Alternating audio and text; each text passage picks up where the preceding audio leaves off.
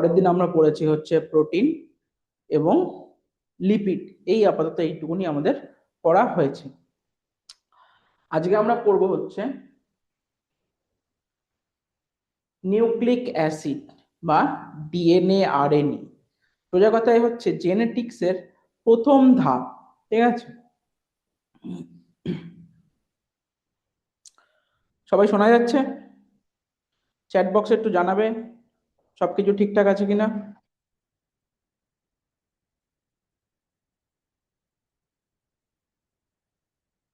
সবাই একটুখানি চ্যাট বক্সে জানাবে যে ঠিকঠাক আছে, শোনা যাচ্ছে কিনা, কোথাও কোনো অসুবিধা হচ্ছে কিনা।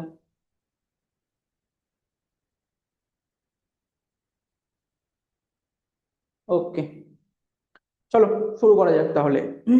কি আছে না, জীবন অণু বা আমরা বলতে পারি কি নিউক্লিক অ্যাসিড ও ভিটামিন। ভিটামিন হচ্ছে পরের পার্ট, সেটাতে আমি পরে আসছি, কিন্তু প্রথমে আমাদের হচ্ছে পড়বো হচ্ছে এই নিউক্লিক অ্যাসিড। আচ্ছা, তোমরা কেউ বলতে পারবে নিউক্লিক অ্যাসিড বলতে আমরা কি বোঝাই? কারোর কোনো ধারণা? দেখা যাক, চলো কি আছে না। দ্য মাস্টার মলিকিউল, কোষের মাস্টার অণু কাকে বলা হচ্ছে না, নিউক্লিক অ্যাসিডকে বলা হচ্ছে কোষের মাস্টার মলিকিউল। আমরা পড়েছি কি না, আমরা জানি এটা যদি একটা কোষের ছবি দেওয়া থাকে তার ভেতরে এখানে এটা কি দেওয়া আছে না, নিউক্লিয়াস। কিসের ছবি দেওয়া আছে? নিউক্লিয়াস। আর এই নিউক্লিয়াসকে বলা হয় কি না, কোষের ব্রেন। কি বলা হয়? কোষের ব্রেন বলা হয়, তাই তো। অর্থাৎ নিউক্লিয়াস থেকেই কোষের যাবতীয় কাজ কর্ম সমস্ত কিছু পরিচালনা করা হয়। সেই জন্য আমরা নিউক্লিয়াসকে কি বলে থাকি না, সেল ব্রেন বলে থাকি। এখন নিউক্লিয়াস মানে কি পুরোটা এর ভেতরে ইনভলভ, বা নিউক্লিয়াসের ভেতরে কি কোনো কিছু আছে যেটা অ্যাকচুয়ালি হচ্ছে তোমার কোষকে পরিচালনা করছে বা আমাদের সমগ্র বডিকে পরিচালনা করছে? আছে, নিশ্চয়ই আছে। কি আছে না, নিউক্লিয়াসের ভেতরে আমরা দেখতে পাবো হচ্ছে নিউক্লিক অ্যাসিড আছে। কি আছে না, নিউক্লিয়াসের ভেতরে নিউক্লিক অ্যাসিড আছে। অর্থাৎ কোষের নিউক্লিয়াসে অবস্থিত জৈব অণু যা বংশগতির তথ্য বহন করে এবং প্রোটিন সংশ্লেষ নিয়ন্ত্রণ করে। তাহলে নিউক্লিক অ্যাসিড বলতে গেলে আমরা কি বুঝলাম না, কোষের নিউক্লিয়াসে অবস্থিত জৈব অণু যা বংশগতির তথ্য বহন করে এবং প্রোটিন সংশ্লেষে সাহায্য করে। এবার আসি নিউক্লিয়াসের পার্ট। নিউক্লিয়াস কত ধরনের হতে পারে? সাধারণত এই নিউক্লিক অ্যাসিড কত ধরনের হতে পারে? নিউক্লিক অ্যাসিড বলতে গেলেই আমরা পাই হচ্ছে এক, ডিএনএ এবং দুই, আরএনএ। অর্থাৎ এই দুটো নিউক্লিক অ্যাসিডই আমরা জানি, ডিএনএ এবং আরএনএ। আর এই ডিএনএ এবং আরএনএ এই দুটোই কি দিয়ে তৈরি? এই দুটোই হচ্ছে তিনটে অংশ দিয়ে তৈরি। সেগুলো কি কি না, এক হচ্ছে শর্করা, দুই হচ্ছে ফসফেট গ্রুপ, আর তিন হচ্ছে বেস। এখানে বেস বলতে যে কথাটা দেওয়া আছে সেটা হচ্ছে নাইট্রোজেনাস বেস। কি দেওয়া আছে আমি যদি এখানে লিখে দিই, সেটা দেওয়া আছে হচ্ছে নাইট্রোজেনাস বেস। অর্থাৎ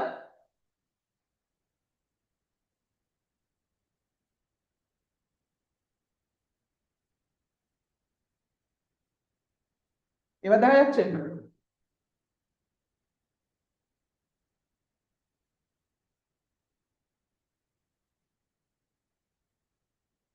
দেখো বোঝা যাচ্ছে কিনা। আচ্ছা, তাহলে কি পেলাম? Nucleic acid. নিউক্লিক অ্যাসিডে কি আছে? দুটো অংশ আছে। আমরা দু ধরনের নিউক্লিক অ্যাসিড পাই। কি কি না, এক হচ্ছে ডিএনএ এবং দুই হচ্ছে আরএনএ। কি দিয়ে তৈরি এই দুটো নিউক্লিক অ্যাসিডই না, নিউক্লিক অ্যাসিড দুটোই তৈরি হচ্ছে সুগার বা শর্করা দিয়ে তৈরি। ফসফেট গ্রুপ থাকে আর হচ্ছে বেস থাকে। বেস বলতে গেলে আমরা কি পাবো এখানে? বেস বলতে গেলে আমরা এখানে যে নাইট্রোজেনাস বেস বা N2 বেসের কথা বলতে পারি। এছাড়া আমরা যদি এখানে দেখি, দেখা যাচ্ছে কি আছে না, ডিএনএ। ডিএনএ এর ফুল ফর্ম কি? Deoxy ribo nucleic acid. DNA এর ফুল ফর্ম হচ্ছে, এক সেকেন্ড,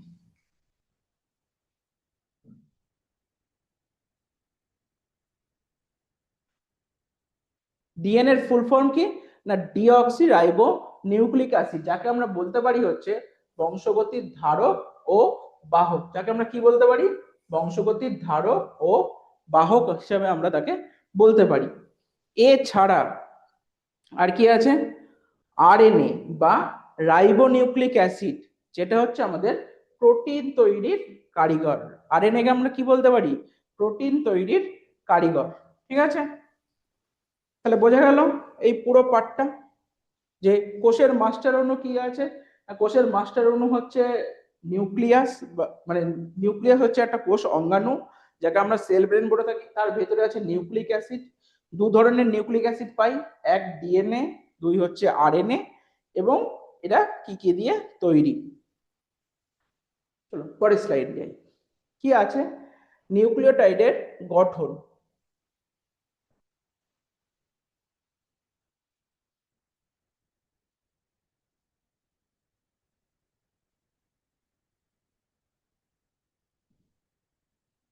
দেখা যাচ্ছে নিউক্লিওটাইডের গঠন অর্থাৎ অ্যানাটমি অফ নিউক্লিওটাইড কি দিয়ে তৈরি। আমরা ফার্স্ট আগে ছবিটা দেখবো। এখানে কি আছে না, একদম সেন্টারে দেওয়া আছে হচ্ছে, একদম সেন্টারে দেওয়া আছে পেন্টোজ সুগার বা হচ্ছে পেন্টোজ শর্করা। আমরা যখন শর্করা পড়েছিলাম তখন আমরা পড়েছিলাম গ্লুকোজ, গ্লুকোজ কি হেক্সোজ সুগার পড়েছিলাম। অর্থাৎ গ্লুকোজ ছিল হচ্ছে, অর্থাৎ গ্লুকোজ ছিল 6 কার্বন যুক্ত অণু। গ্লুকোজ কি ছিল না, 6 কার্বন যুক্ত অণু ছিল গ্লুকোজ। কিন্তু এখানে দেখো, এখানে কি আছে, পেন্টোজ শর্করা, অর্থাৎ 5 কার্বন যুক্ত শর্করা আছে। কত কার্বন যুক্ত শর্করা, 5 কার্বন যুক্ত শর্করা, 5খানা কার্বন মলিকিউল আছে। ডিএনএ তে কি থাকে না, ডিএনএ তে ডিঅক্সি রাইবোজ সুগার থাকে। কি সুগার থাকে, ডিঅক্সি রাইবোজ। আমরা যখনই পড়ছি ডিঅক্সি রাইবোজ, আমরা একটা কথা শুনেছি না, অ্যাক্টিভেট বা ডিঅ্যাক্টিভেট। অ্যাক্টিভেট করা মানে কি কোনো কিছু শুরু করা, ডিঅ্যাক্টিভেট করা মানে কি কোনো কিছুকে বন্ধ করা বা স্টপ করা। তেমনি এখানে যখন আমরা বলছি ডিঅক্সি রাইবোজ, তার মানে ডিঅক্সি অর্থাৎ একটা অক্সিজেন মলিকিউল এখানে অ্যাবসেন্ট আছে, সেই জন্য আমরা বলছি কি ডিঅক্সি রাইবোজ। কিন্তু যখন আমরা আরএনএ পড়ছি, আরএনএ তে আমরা কি বলছি না, রাইবোজ সুগার, অর্থাৎ এখানে কোনো অক্সিজেন মলিকিউল অ্যাবসেন্ট নেই, অর্থাৎ সবগুলোই প্রেজেন্ট আছে। এটাই হচ্ছে এই দুটোর তফাৎ। তাহলে কি পেলাম, পেন্টোজ শর্করা, 5 কার্বন যুক্ত শর্করা ডিএনএ এবং আরএনএ তে থাকে। এর সাথে আর কি থাকে না, এর সাথে থাকে হচ্ছে নাইট্রোজেনাস বেস। এর সঙ্গে এই যে এই একটা ছবি দেওয়া আছে, স্ট্রাকচার দেওয়া আছে মলিকিউলের, এটাকে আমরা বলতে পারি হচ্ছে নাইট্রোজেনাস বেস। কি বলতে পারি আমরা, নাইট্রোজেনাস বেস। বিভিন্ন ধরনের নাইট্রোজেনাস বেস হয়, আমরা সেগুলোতে আসবো একের পর এক। মনে রাখবে, আচ্ছা আগে বলে নি এটা। তারপরে আরেকটা গ্রুপ কি থাকে না, ফসফেট গ্রুপ, অর্থাৎ PO3 PO4 3 অর্থাৎ এটা হচ্ছে ফসফেট গ্রুপ, যেটা এই আমাদের এই দুটো মলিকিউলের সঙ্গে যুক্ত থাকে।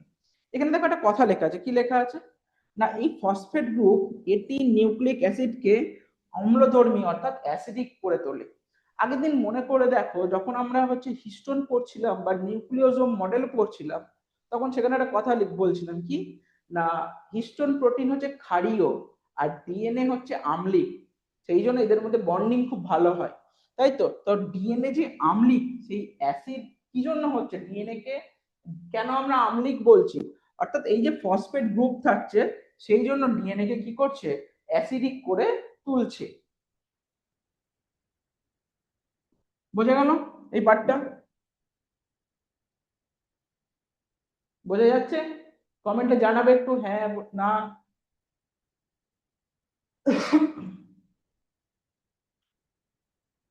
চলো পরেরটাই যাই।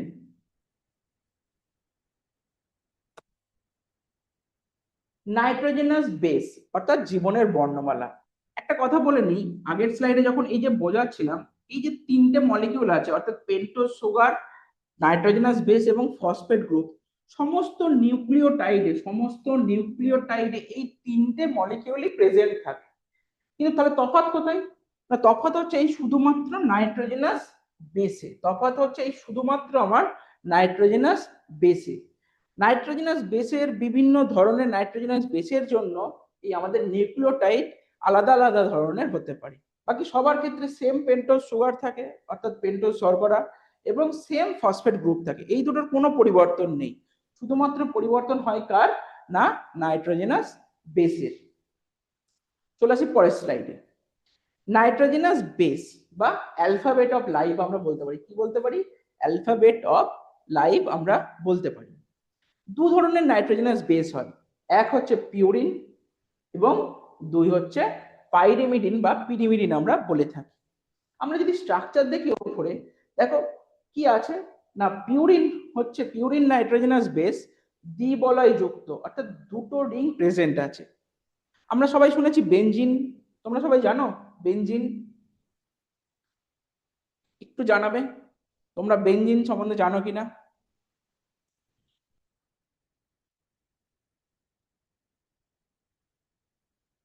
জানো তার মানে, তাহলে এখানে দেখো যে দুটো গ্রুপ আছে, এখানে কি আছে না, একটা বেনজিন রিং, তার সঙ্গে আরেকটা ছোট সাইডে রিং যুক্ত আছে, যেটাকে আমরা বলে থাকি হচ্ছে পাইরান রিং, এটাকে বলে থাকি আমরা পাইরান রিং। যদি অত ডিটেলস তোমাদের জানার দরকার নেই, পাইরান রিং বলতে পারি আমরা। তাহলে বেনজিন রিং এর সঙ্গে কি যুক্ত আছে, পাইরান রিং, আর সেটাকে আমরা বলছি কি না পিউরিন। পিউরিন কত ধরনের হয়, দু ধরনের হয়, এক হচ্ছে অ্যাডেনাইন আর দুই হচ্ছে গুয়ানাইন, অর্থাৎ এ এবং জি এই দুটো হচ্ছে কার আন্ডারে পড়ে, পিউরাইনের আন্ডারে পড়ে। এবার চলে আসি আমরা পিরিমিডিন বা পাইরিমিডিন। পাইরিমিডিনে কি দেখতে পাচ্ছি, শুধুমাত্র একটা বেনজিন রিং আছে, এর সাথে কোনো আলাদা বা এক্সট্রা কোনো তোমার স্ট্রাকচার যুক্ত নেই।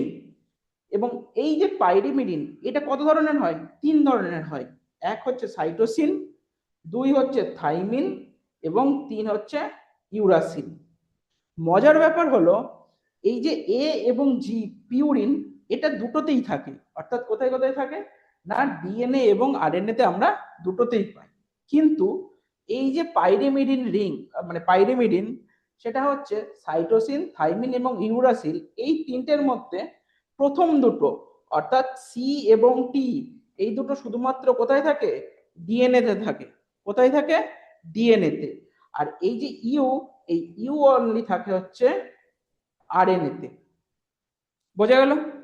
তাহলে অ্যাডেনিন এবং গুয়ানিন ডিএনএ এবং আরএনএ দুটোতেই পাওয়া যায়, কিন্তু এই পাইরিমিডিন যে তিনটে আছে, সাইটোসিন, ইউরাসিল এবং থাইমিন, এদের মধ্যে সি এবং টি অর্থাৎ সাইটোসিন এবং থাইমিন শুধুমাত্র ডিএনএ তে পাওয়া যায়। ইউরাসিল কোথায় পাই আমরা, আরএনএ তে পাই।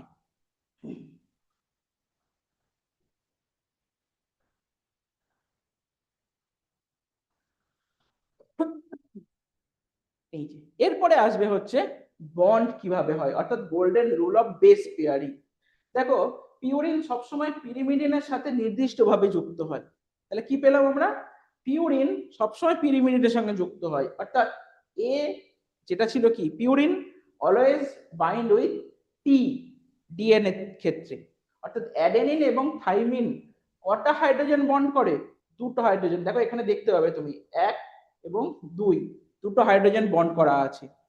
এবং একইভাবে গুয়ানিন সেটা কি ছিল, পিউরিন ছিল, আর সাইটোসিন কি ছিল, পিরিমিডিন ছিল। এই যে গুয়ানিন এবং সাইটোসিন এই দুটো হচ্ছে তিনটে হাইড্রোজেন বন্ডের সঙ্গে যুক্ত হয়, অর্থাৎ এক, দুই এবং তিন। বোঝা গেল? তাহলে এটি কটা বন্ড হচ্ছে, দুটো বন্ড, কি বন্ড হচ্ছে, হাইড্রোজেন বন্ড। এটি কি বন্ড হচ্ছে, হাইড্রোজেন বন্ড। সিমিলারলি বা একইভাবে জিসি কটা বন্ড হচ্ছে, তিনটে বন্ড, তিনটেই কি বন্ড, একই হাইড্রোজেন বন্ড। এখানে একটা দিয়ে দেওয়া আছে, দেখো কি দেওয়া আছে, দেখা যাচ্ছে এটা যে ডিএনএ তে ইউরাসিল থাকে না, ডিএনএ তে কি থাকে না, ইউরাসিল থাকে না, ইউরাসিল শুধুমাত্র কোথায় থাকে, আরএনএ তে থাকে। বোঝা গেল তাহলে এই পার্টটা, একটু জানাবে। অ্যাক্টিভ হতে হবে ক্লাসে, হ্যাঁ না একটুখানি জানাতে হবে।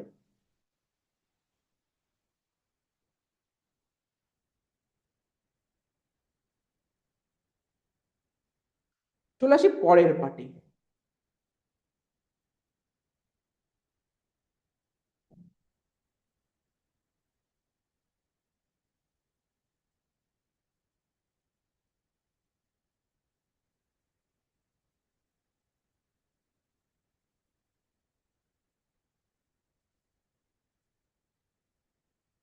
দেখা যাচ্ছে?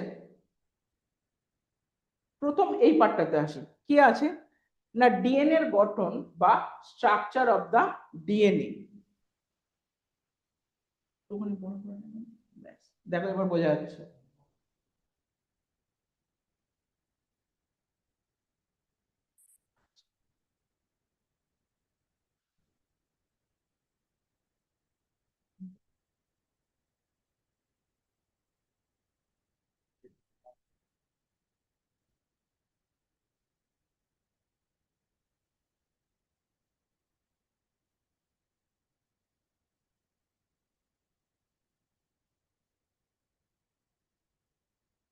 দেখো দেখা যাচ্ছে কিনা, ডিএনএ এর গঠন বা কি আছে স্ট্রাকচার অফ দা ডিএনএ।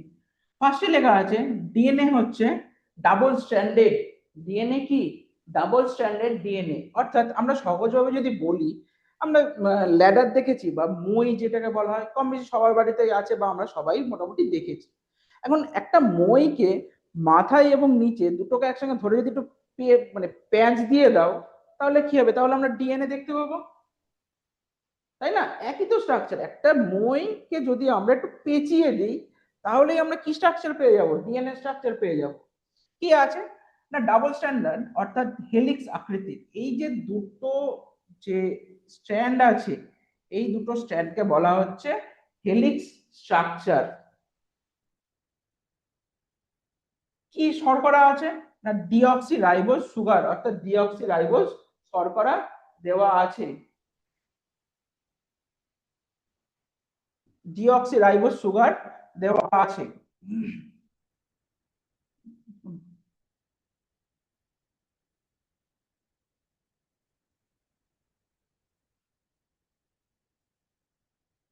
দেখো দেখা যাচ্ছে কিনা, ডিঅক্সি রাইবোজ সুগার দেওয়া আছে। বেস পেয়ারিং রুল কি না বেস পেয়ারিং রুল হচ্ছে এ সর্বদা টি এর সঙ্গে যুক্ত হয়, A always bind with T, আর G always bind with C. A T কটা হাইড্রোজেন হয়? দুটো হাইড্রোজেন বন্ড। জি সি কটা হয়? তিনটে হাইড্রোজেন বন্ড। যদি আমরা এইখানে এই পার্টটা দেখি, দেখো সেই আগের ছবিটা দেওয়া আছে এখানে, যে এ অ্যাডেনিন এবং থাইমিন দুটো হাইড্রোজেন বন্ড দিয়ে যুক্ত হয়েছে, জি এবং গুয়ানিন আর সি সাইটোসিন তিনটে হাইড্রোজেন বন্ড দিয়ে যুক্ত হয়েছে।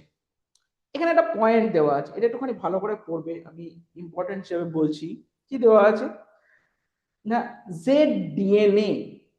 জেড ডিএনএ কি জিনিস না জেড ডিএনএ হচ্ছে লেফট হ্যান্ডেড হেলিক্স স্ট্রাকচার। আমরা যদি এই নর্মাল ডিএনএ দেখি, এই ডিএনএ হচ্ছে রাইট হ্যান্ডেড হেলিক্স স্ট্রাকচার, অর্থাৎ ডান দিকে পেঁচানো থাকে। কিন্তু জেড ডিএনএ এটা হচ্ছে একটা আলাদা ধরনের ডিএনএ, যেটা কি থাকে লেফট হ্যান্ডেড হেলিক্স স্ট্রাকচার ধরন গঠনের হয়। কোথায় পাওয়া যায় না উচ্চ লবণাক্ত রিজিয়ন বা উচ্চ লবণাক্ত কন্ডিশনে গঠিত হয়, formed in high salinity. Salinity মানে হচ্ছে লবণাক্ত কন্ডিশন, সল্ট থেকে এসছে। আর প্রতি পূর্ণ পাকে 12টা বেস পেয়ার থাকে, 12 জোড়া বেস থাকে, নাইট্রোজেনাস বেস। এই তিনটে একটুখানি নোট করে নেবে, পরীক্ষায় কোশ্চেন আসে এখান থেকে। কি কি না জেড ডিএনএ হচ্ছে কি ধরনের হেলিক্স হয়, অর্থাৎ লেফট হ্যান্ডেড হেলিক্স হয়। কোথায় পাওয়া যায়? যেখানে হচ্ছে উচ্চ লবণাক্ত কন্ডিশন যখন তৈরি হয়, তখন আমরা জেড ডিএনএ পেতে পারি। আর কি না প্রতিটি পূর্ণ পাকে, প্রতিটি পূর্ণাঙ্গ মানে এই যে একটা থেকে একটা, এই যে টোটাল স্ট্রাকচারটা, এইটুকুনিকে বলা হয় একটা পূর্ণ পাক। কতগুলো থাকে? 12টা বেস জোড়া থাকে। কিন্তু আমরা যদি নর্মাল ডিএনএ পড়ি, এখানে আমি একটুখানি লিখে দিই যে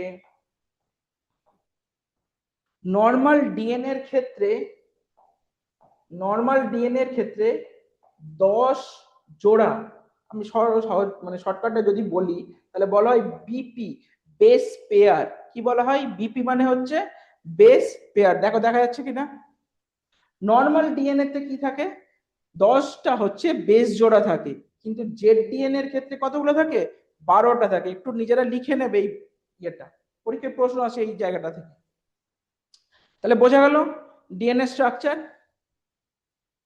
একটু জানাবে চ্যাটে, বোঝা যাচ্ছে কি যাচ্ছে না? উচ্চ লবণাক্ত বলতে কি বোঝে? উচ্চ লবণাক্ত মানে যখন আম্লিক কন্ডিশন অনেক ধরনের মানে হাই আমলিক কন্ডিশন হলো বা হাই স্যালিনিটি, যেমন কি হয় বেশ কিছু ব্যাকটেরিয়া আছে যারা তোমার হচ্ছে ওই হাই স্যালাইন উচ্চ লবণাক্ত অঞ্চলে পাওয়া যায়, ঠিক আছে, তাদের ক্ষেত্রে আমরা ব্যাকটেরিয়া, সেটাও তো একটা জীব, তারও তো ব্যাকটেরিয়া কোষে হচ্ছে নিউক্লিয়াস আছে, সেখানেও তো ডিএনএ আছে, ঠিক আছে, তো সেক্ষেত্রে আমরা হচ্ছে এগুলো পেতে পারি। এমন নয় যে আমাদের হিউম্যানের ক্ষেত্রেই থাকবে জেড ডিএনএ, তা নয়, ডিএনএ পড়ছি মানে কি হিউম্যান থেকে শুরু করে প্লান্ট থেকে শুরু করে টোটাল যে লিভিং অর্গানিজম আছে তাদের ডিএনএ পড়ছি আমরা, তাই না?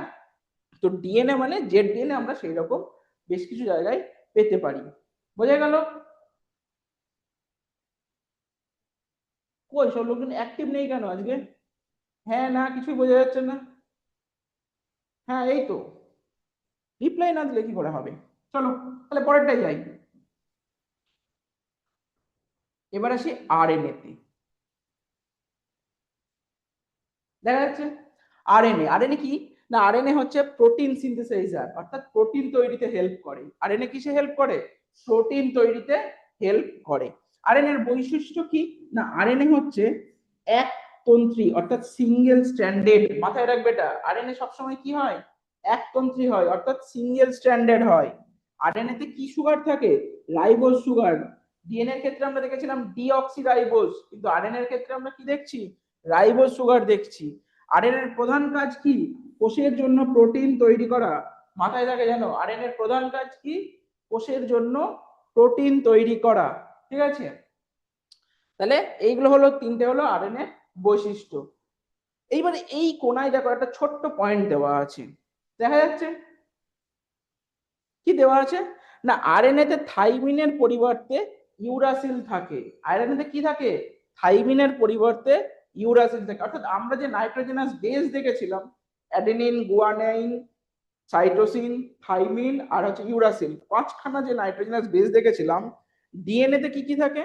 ডিএনএ তে থাকে হচ্ছে এটিজিসি। আমি যদি এখানে লিখি ডিএনএ তে কি কি থাকে, ডিএনএ তে থাকে হচ্ছে এ টি জি সি, এই চারটে হচ্ছে ডিএনএ তে থাকে। আরএনএ তে কি থাকবে? আরএনএ তে থাকে হচ্ছে এ ইউ জি সি, এই চারটে হচ্ছে আরএনএ তে থাকবে। সেটাই এখানে লেখা আছে দেখো, আরএনএ তে থাইমিনের পরিবর্তে ইউরাসিল থাকে, এবং ক্ষারগুলো, ক্ষার মানে নাইট্রোজেনাস বেস, সেগুলো কি এ ইউ সি জি, এই চারটে। বোঝা গেল? চলে আসি পরের পার্টে।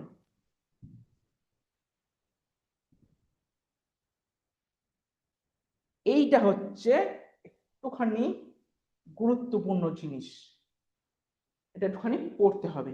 কি দেওয়া আছে? চার গ্রাফের সূত্র বা চার গ্রাফের সূত্র।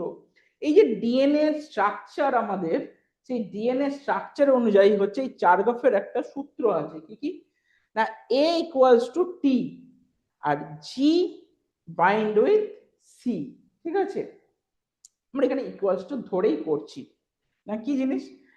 ডিএনএ এর ক্ষেত্রে, ডিএনএ এর ক্ষেত্রে আমরা যদি দেখি, ডিএনএ এর ক্ষেত্রে আমরা যদি দেখি যে যতগুলো এ আছে ঠিক ততগুলোই কি থাকবে? টি থাকবে।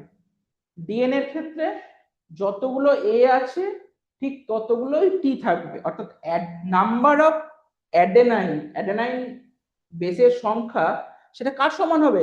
থাইমিনের সমান হবে। আবার উল্টো দিকে আমরা যদি দেখি, গুয়ানাইন ইকুয়ালস টু হচ্ছে সাইটোসিন। এটা কিন্তু ডাবল বন্ড আমি বলছি না, এটা কি বলছি, নাম্বার অফ হচ্ছে গুয়ানাইন আর নাম্বার অফ সাইটোসিন দুটোই কি হবে? সেম। কেন সেম হবে না, জি অলওয়েজ মানে জি সবসময় কার সঙ্গে বাইন্ড করবে বা হাইড্রোজেন বন্ড করবে? সি এর সঙ্গে। আর এ অলওয়েজ সবসময় কার সঙ্গে বাইন্ড করবে? টি এর সঙ্গে। তাহলে এ যতগুলো থাকবে টি ততগুলোই থাকবে, জি যতগুলো থাকবে সি ততগুলোই থাকবে। এইবার এই এ আর জি এই দুটো কি? পিউরিন।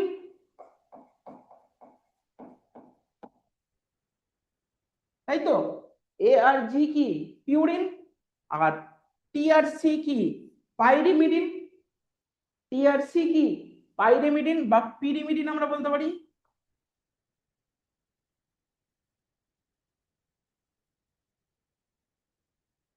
আমরা টি আর সি কি? পিরিমিডিন। এইবার পিউরিন আর পিরিমিডিন দুটোর সংখ্যাই আবার সমান হবে, অর্থাৎ এ প্লাস জি যতগুলো হবে, এ প্লাস জি যতগুলো হবে ততগুলোই কি হবে, টি প্লাস সি হবে। দেখো বুঝতে পারলে কিনা, সবাই একটু জানাবে এই ব্যাপারটা বুঝতে পারছো কিনা, নাকি আরেকবার বলবো? ক্লিয়ার? তাহলে কি কি বললাম আরেকবার ছোট্ট করে একটু বলে দিই আরেকবার। যতগুলো এ থাকবে ততগুলোই টি থাকবে, অর্থাৎ অ্যাডেনিনের সংখ্যা সমান কার সমান হবে, থাইমিনের সমান হবে। গুয়ানাইন যতগুলো থাকবে সাইটোসিনও ততগুলো থাকবে, অর্থাৎ গুয়ানাইনের সংখ্যা আর সাইটোসিনের সংখ্যা দুটোই কি হবে, সমান হবে। উল্টো দিকে আবার কি দেখতে পারি না, এ আর জি কে আমরা কি বলছি, পিউরিন। উল্টো দিকে টি এবং সি কে আমরা বলছি কি, পিরিমিডিন। তাহলে এ প্লাস জি অর্থাৎ নাম্বার অফ পিউরিন যতগুলো হবে থাকবে, টি প্লাস সি সে ততগুলোই হচ্ছে পিউরাইন থাকবে, এই পিরিমিডিন থাকবে। মানে number of purine equals to number of pyrimidine. ঠিক আছে, বোঝা গেল? গুড। চলো পরেরটাই আসি। নিউক্লিওজোম, এটা তো আমরা আগের দিনকে একটুখানি দেখেছি যে নিউক্লিওজোম কি করে হয়। এই যে মিডিলে যে হচ্ছে আমার হিস্টোন প্রোটিন থাকছে, যেটা হচ্ছে ক্ষারীয় বা বেসিক আমরা আগের দিন পড়েছিলাম, তার চারিদিকে হচ্ছে ডিএনএ কয়েল হয়ে কি করছে, সেই পুতির মালার মতন তৈরি করছে, এবং আলটিমেটলি আমাদের কি তৈরি হচ্ছে, ক্রোমোজোম তৈরি হচ্ছে। কি তৈরি হচ্ছে, ক্রোমোজোম তৈরি হচ্ছে। তো এটাই হচ্ছে আমাদের নিউক্লিওজোম, যেখানে বলা আছে যে হিস্টোন অক্টামার। এখান থেকে প্রশ্ন আসে যে হচ্ছে নিউক্লিওজোমে কোন ধরনের প্রোটিন থাকে, আমরা আগের দিন এগুলো সব করেছি যে হিস্টোন প্রোটিন থাকে। নিউক্লিওজোমে কি প্রোটিন থাকে, হিস্টোন প্রোটিন থাকে, এবং ডিএনএ আর এই হিস্টোন প্রোটিন মিলিয়ে ক্রোমোজোম তৈরি করে। আচ্ছা, এখানে দেখো এটা লেখা দেওয়া আছে, কি দেওয়া আছে না, ডিএনএ এর প্রতিলিপি কোষ চক্রের এস দশায় ঘটে। আমরা কোষ চক্র পড়েছি, সেল সাইকেল যাকে আমরা বলে থাকি, পড়েছি আমরা সেল সাইকেল। কোষ চক্রে কি আছে, কোষ চক্রে কতগুলো দশা আছে, কেউ বলতে পারবে? দুটো হয়, একটা হচ্ছে ইন্টারফেজ আর একটা হচ্ছে, মানে ইন্টারফেজ দশা, আর একটা হচ্ছে ডিভিশনাল ফেজ বা হচ্ছে ওই মাইটোসিস বা মিওসিস আমরা বলতে পারি। তো ইন্টারফেজের যে তিনটে দশা আছে, ইন্টারফেজ আমরা যদি দেখি, সেল সাইকেলে কি হয়, দুটো ফেজ হয়, একটা হচ্ছে ইন্টারফেজ। সেল সাইকেলে দুটো ফেজ হয়, একটা হচ্ছে ইন্টারফেজ আর একটা হচ্ছে ডিভিশনাল বা ডিভাইড ফেজ বলে।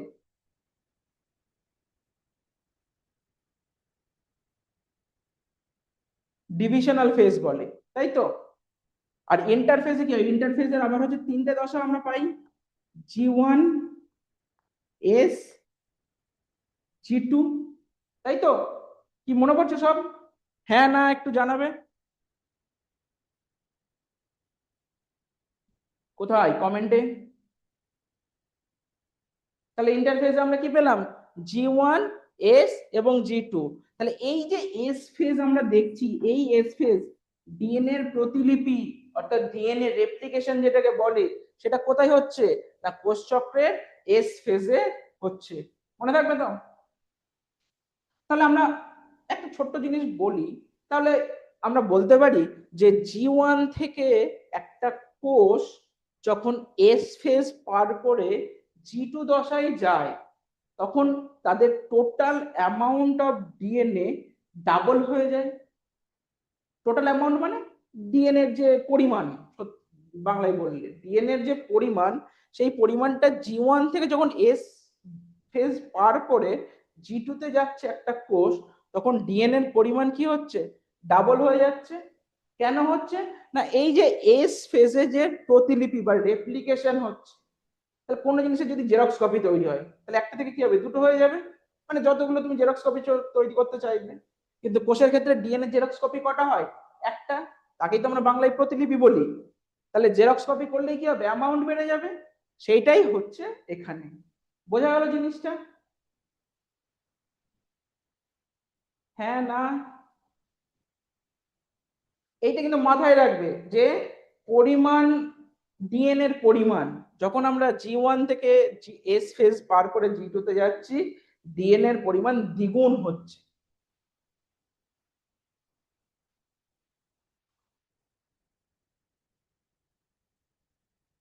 আচ্ছা, হ্যাঁ এই স্লাইডটা হয়ে গেল। চলে আসি পরের পার্টে, ডিএনএ প্যাকেজিং এবং নিউক্লিওজোম। নিউক্লিওজোমের আরেকটা নাম হচ্ছে ডিএনএ প্যাকেজিং। কি বলা হচ্ছে? DNA packaging. অর্থাৎ এই যে নর্মাল ডিএনএ আছে, একটা সিঙ্গেল ডিএনএ, সেখান থেকে ক্রোমোজোম কি করে ফরমেশন হচ্ছে, কি হচ্ছে না, আমরা সেই জিনিস, সেই হিস্টোন প্রোটিন, অত্যন্ত ক্ষারকীয়, যা ডিএনএ এর সাথে যুক্ত হয়। এগুলো পরীক্ষায় এসছে, দেখো এএনএম জিএনএম 2022-এ পরীক্ষায় এসছে নিউক্লিওজোম নিয়ে প্রশ্ন। এই যে আটখানা তোমার হচ্ছে হিস্টোন, মানে এটা হচ্ছে হিস্টোন অক্টোমার, এখানে ইমেজটা ঠিকঠাক দেওয়া নেই, ভেতরে আরো দুটো হচ্ছে হিস্টোন অক্টোমার থাকে, এবং তার চারিদিকে হচ্ছে এই যে ডিএনএ জড়িয়ে আছে, পেঁচিয়ে আছে, সেটাকে তৈরি করছে নিউক্লিওজোম। এবং এই যে অনেকগুলো নিউক্লিওজোম মিলে হচ্ছে ক্রোমোজোম ফরমেশনের দিকে যাচ্ছে। দেখো এখানেও লেখা আছে যে নিউক্লিওজোম কি না, নিউক্লিওজোম হচ্ছে ডিএনএ তন্তু এবং হিস্টোন অক্টোমারের সমন্বয়ে গঠিত। ঠিক আছে, দেখবে এটাও পরীক্ষায় এসেছে 2023, 2024, এগুলো থেকে সব পরীক্ষায় প্রশ্ন আসে। আচ্ছা, এই যে আগের স্লাইডে যেটা বলছিলাম, দেখো গুরুত্বপূর্ণ তথ্য কে দেওয়া আছে না, এস দশায় ডিএনএ দ্বিগুণের প্রক্রিয়া সম্পন্ন হয়, অর্থাৎ ডিএনএ ডুপ্লিকেশন বলে বা ডিএনএ রেপ্লিকেশন বলে, সেই প্রক্রিয়াটা সম্পন্ন হয়। কোথায় হয়? এস ফেজে। মনে রাখবে কিন্তু কোথায় হয়? এস ফেজে।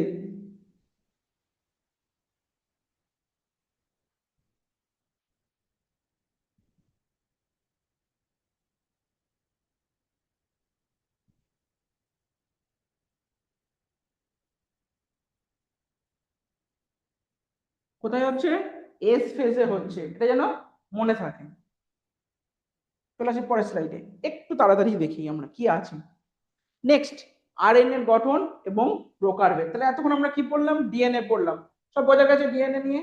ডিএনএ কি দিয়ে তৈরি হয়, কি কি তার হচ্ছে অংশ থাকে, কেন তাকে আম্লিক বলা হয়, কি জন্য আম্লিক হয়, কোথায় দ্বিগুণ হয়, বা নাইট্রোজেনাস বেস যেগুলো যেগুলো সেখানে দেওয়া আছে। এবার আসি আরএনএ এর গঠন এবং প্রকারভেদ। আরএনএ কি? আরএনএ একতন্ত্রী, অর্থাৎ সিঙ্গেল স্ট্র্যান্ডেড। থাইমিনের পরিবর্তে কি থাকে? ইউরাসিল থাকে। এবং পরীক্ষায় প্রশ্ন এসেছে 2021, 2022, 2024, 2025, প্রত্যেক বছরই এখান থেকে প্রশ্ন আসে। প্রথম জিনগত উপাদান, এই যে আরএনএ কে হচ্ছে প্রথম জিনগত উপাদান হিসেবে ধরা হয়েছিল, এটাও পরীক্ষায় এসছে 2021-এ। ধরা হয়েছিল কেন? তখন ডিএনএ আবিষ্কার হয়নি, একদম শুরুর দিকে, যখন সবে বিজ্ঞান উন্নত হচ্ছে, সায়েন্টিস্টরা রিসার্চ করছে, তখন কিন্তু বুঝতে পারেনি যে ডিএনএ হচ্ছে জেনেটিক মেটেরিয়াল। তখন আরএনএ কে হচ্ছে কি প্রথম জিনগত উপাদান হিসেবে ধরা হয়েছিল। তারপরে যখন ডিএনএ আবিষ্কার হলো, ওয়াটসন এবং ক্রিক যখন ডিএনএ স্ট্রাকচার আবিষ্কার করলো, বা আরো আমরা দেখলাম, তো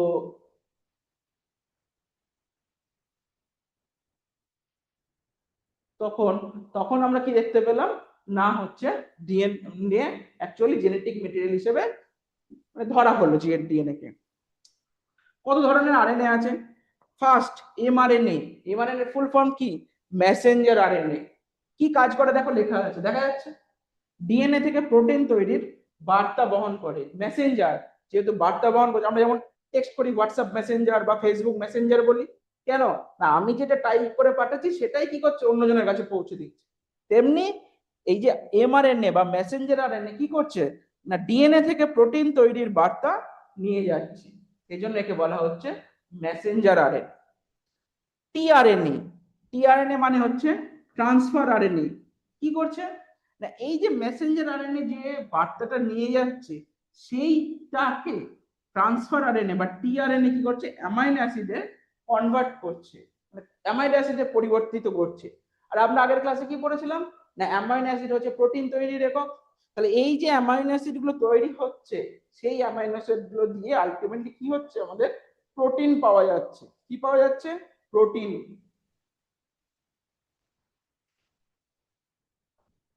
বোঝা যাচ্ছে? তাহলে এমআরএনএ কি কাজ করছে, টিআরএনএ কি কাজ করছে, আর লাস্টের একটা জিনিস দেওয়া আছে, এক সেকেন্ড ধরো তুমি একটুখানি, একটুখানি ধরো।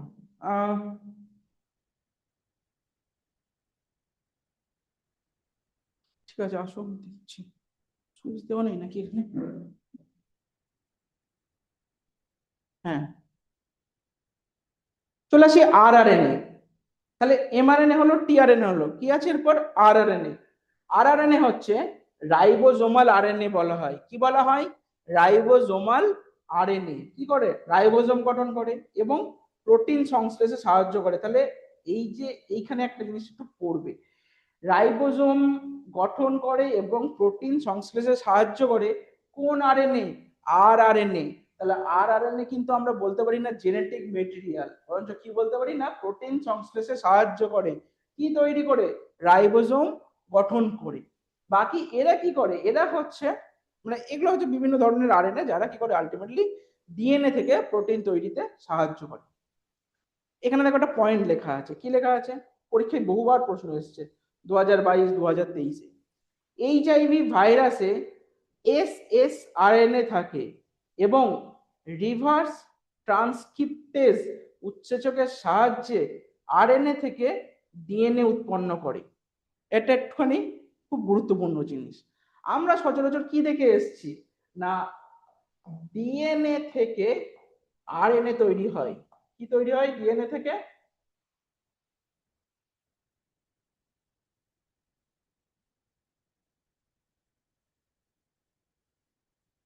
আমরা সচরাচর দেখে এসেছি, এই দিকটাই লিখছি, আমরা সচরাচর কি দেখে এসেছি না ডিএনএ থেকে আরএনএ তৈরি হতে। কি থেকে? ডিএনএ থেকে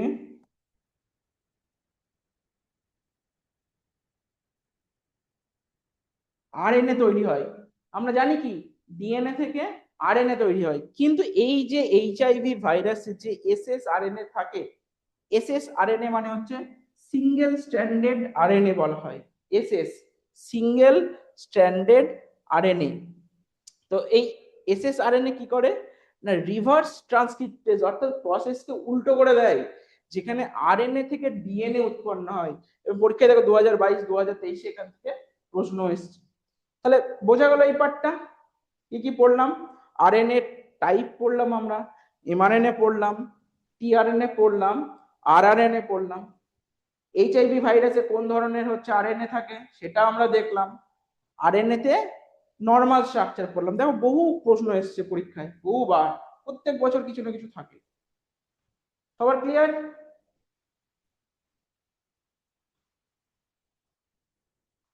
চলে আসি পরের স্লাইডে। একদম ফাইনাল একটা টেবিল। কি আছে না ফিচার্স, বৈশিষ্ট্য, আর ডিএনএ এবং আরএনএ। সুগার বা শর্করা, কি ধরনের সুগার থাকে? ডিএনএ থাকছে ডিঅক্সি রাইবোজ, অর্থাৎ একটা অক্সিজেন মলিকিউল ডিএনএ তে থাকে না। কার ক্ষেত্রে থাকে না? এই সুগারের ক্ষেত্রে, সেই জন্য আমরা বলছি ডিঅক্সি রাইবোজ। আরএনএ এর ক্ষেত্রে কোনো প্রবলেম নেই, সবকিছু একদম ঠিকঠাক আছে, সেই জন্য তাকে আমরা বলছি রাইবোজ। আচ্ছা, এই সুগার যেটা আমরা বললাম সেটা কত কার্বন যুক্ত ছিল? 5 কার্বন। মনে রাখবে কিন্তু পেন্টোজ শর্করা বলা হয়। কি শর্করা বলা হয়? পেন্টোজ শর্করা। কটা কার্বন আছে? 5টা কার্বন আছে। নেক্সট, ক্ষার। ক্ষার মানে আমরা বলতে পারি হচ্ছে N2 বেস বা নাইট্রোজেনাস বেস। কি বলতে পারি আমরা? N2 বেস বা নাইট্রোজেনাস বেস। ডিএনএ তে কি থাকে? এ, জি, সি এবং টি, অ্যাডেনিন, গুয়ানাইন, সাইটোসিন এবং থাইমিন। আরএনএ তে কি থাকে? অ্যাডেনিন, গুয়ানাইন, সাইটোসিন এবং থাইমিনের পরিবর্তে কি থাকে? ইউ থাকে, অর্থাৎ ইউরাসিল। ইউ মানে ইউরাসিল। তন্তুর সংখ্যা বা স্ট্র্যান্ড, ডিএনএ হচ্ছে দ্বিতন্ত্রী বা ডাবল স্ট্র্যান্ডেড, আরএনএ কি একতন্ত্রী সিঙ্গেল স্ট্র্যান্ডেড। স্থায়িত্ব এবং কাজ, আরএনএ কি বলছে? অধিক স্থায়ী, বংশগতির প্রধান ধারক ও বাহক হিসেবে বলা হয়। আর আরএনএ কি কম স্থায়ী, প্রোটিন সংশ্লেষে সহায়ক, অর্থাৎ দুটোর কাজ কিন্তু আলাদা। একটা ছোট্ট প্রশ্ন, কেউ বলতে পারবে কেন ডিএনএ এখানে অধিক স্থায়ী লেখা আছে আর কেন আরএনএ কম স্থায়ী লেখা আছে? এগুলো বাড়িতে ভাববে, ভেবে হচ্ছে গ্রুপে আনসার দেবে, ঠিক আছে? অনেকগুলো আমি কিন্তু লাস্ট প্রত্যেক দিন কিছু না কিছু প্রশ্ন কিন্তু তোমাদের জন্য দিচ্ছি, তার আনসার কিন্তু আসেনি, ঠিক আছে? অনেক প্রশ্ন দিয়েছি যেগুলো তোমাদেরকে বাড়িতে ভাবতে বলেছি, পেরেছো কি পারোনি সেটাও কোনো ফিডব্যাক আসেনি। এগুলো কিন্তু একটুখানি লিখতে হবে বা অ্যাক্টিভ হতে হবে, ঠিক না? আমি বুঝবো কি করে যে তোমরা পড়ছো বা শিখছো কিনা? তাহলে মনে থাকবে, ডিএনএ কে বলছে অধিক স্থায়ী কেন, আরএনএ কে বলছে কম স্থায়ী কেন। একটা ছোট্ট এখানে বলেই দিই কি আছে, ডিএনএ দেখো দ্বিতন্ত্রী, ডাবল স্ট্যান্ডার্ড, অর্থাৎ দুটো মইয়ের দুটো পার্টই আছে। তাহলে দুটো পার্ট যদি থাকে সেই মই নিশ্চয়ই শক্তপোক্ত হবে, সেই জন্য অধিক স্থায়ী। আর আরএনএ কি একতন্ত্রী, অর্থাৎ লম্বা যদি একটা মই হয় তার একটা পার্ট নেই, শুধু একটা লম্বা বাঁশ আছে আর পাদানিগুলো আছে, সেটা কি কখনো স্থায়ী হতে পারে? তুমি উঠতে গেলে তো পড়ে যাবে, সেই জন্য কি কম স্থায়ী। বোঝা গেল?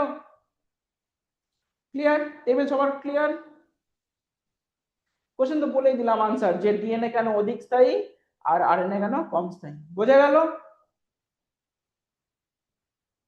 কোথায় হ্যাঁ না? সবাই বুঝতে পেরেছো? অ্যাক্টিভ কই? চলো পরেরটাই যাই।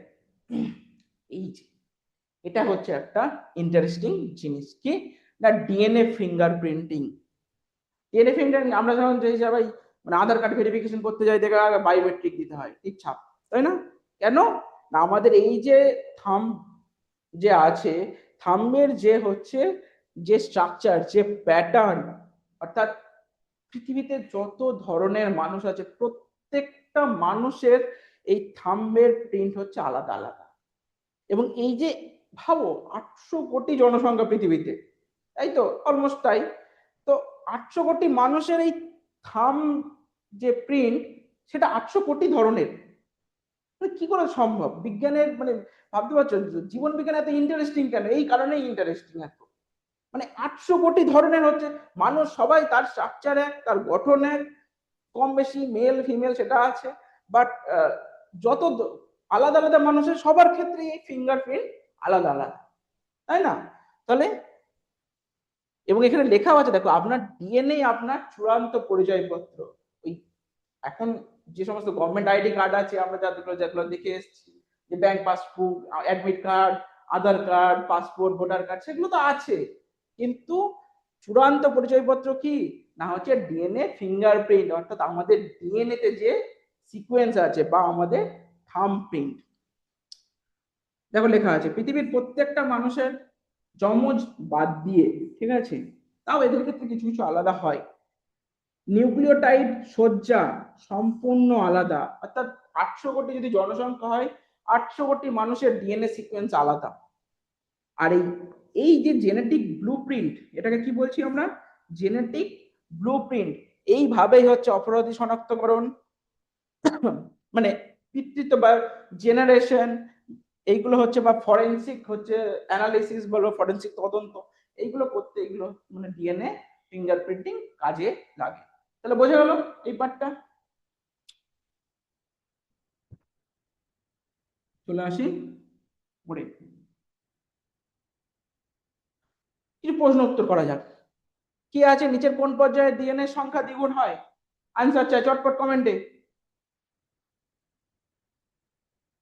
অপশন এ আছে M phase, M stage, option B আছে জি1, অপশন সি আছে এস ফেজ, অপশন ডি আছে জি2। আনসার কি হবে? নিচের কোন পর্যায়ে ডিএনএ সংখ্যা দ্বিগুণ হয়? কেউ বলছে এ, কেউ বলছে সি, অধিকাংশই বলছে সি। সঠিক আনসার হচ্ছে সি, অর্থাৎ এস ফেজে। আমরা পড়লাম একটু আগে, কি পড়লাম? যে এস ফেজের ক্ষেত্রে ডিএনএ যে সংখ্যা দ্বিগুণ হয়, অ্যামাউন্ট দ্বিগুণ হয়, ঠিক আছে? সেটাই হচ্ছে এই প্রশ্নটা একটু ঘুরিয়ে দেওয়া আছে। চলে আসি পরের প্রশ্নে। নিম্নলিখিত কোনটি purine base? Adenine, cytosine, guanine, thymine. কি আনসার হবে? কোন দুটো হচ্ছে purine base? Purine nitrogenous base কোন দুটো? একটু আগেই আমরা পড়েছি, এ এবং সি, অর্থাৎ অ্যাডেনিন এবং গুয়ানাইন, এই দুটো হচ্ছে পিউরিন বেস, আর এই সাইটোসিন এবং থাইমিন হচ্ছে পিরিমিডিন বেস।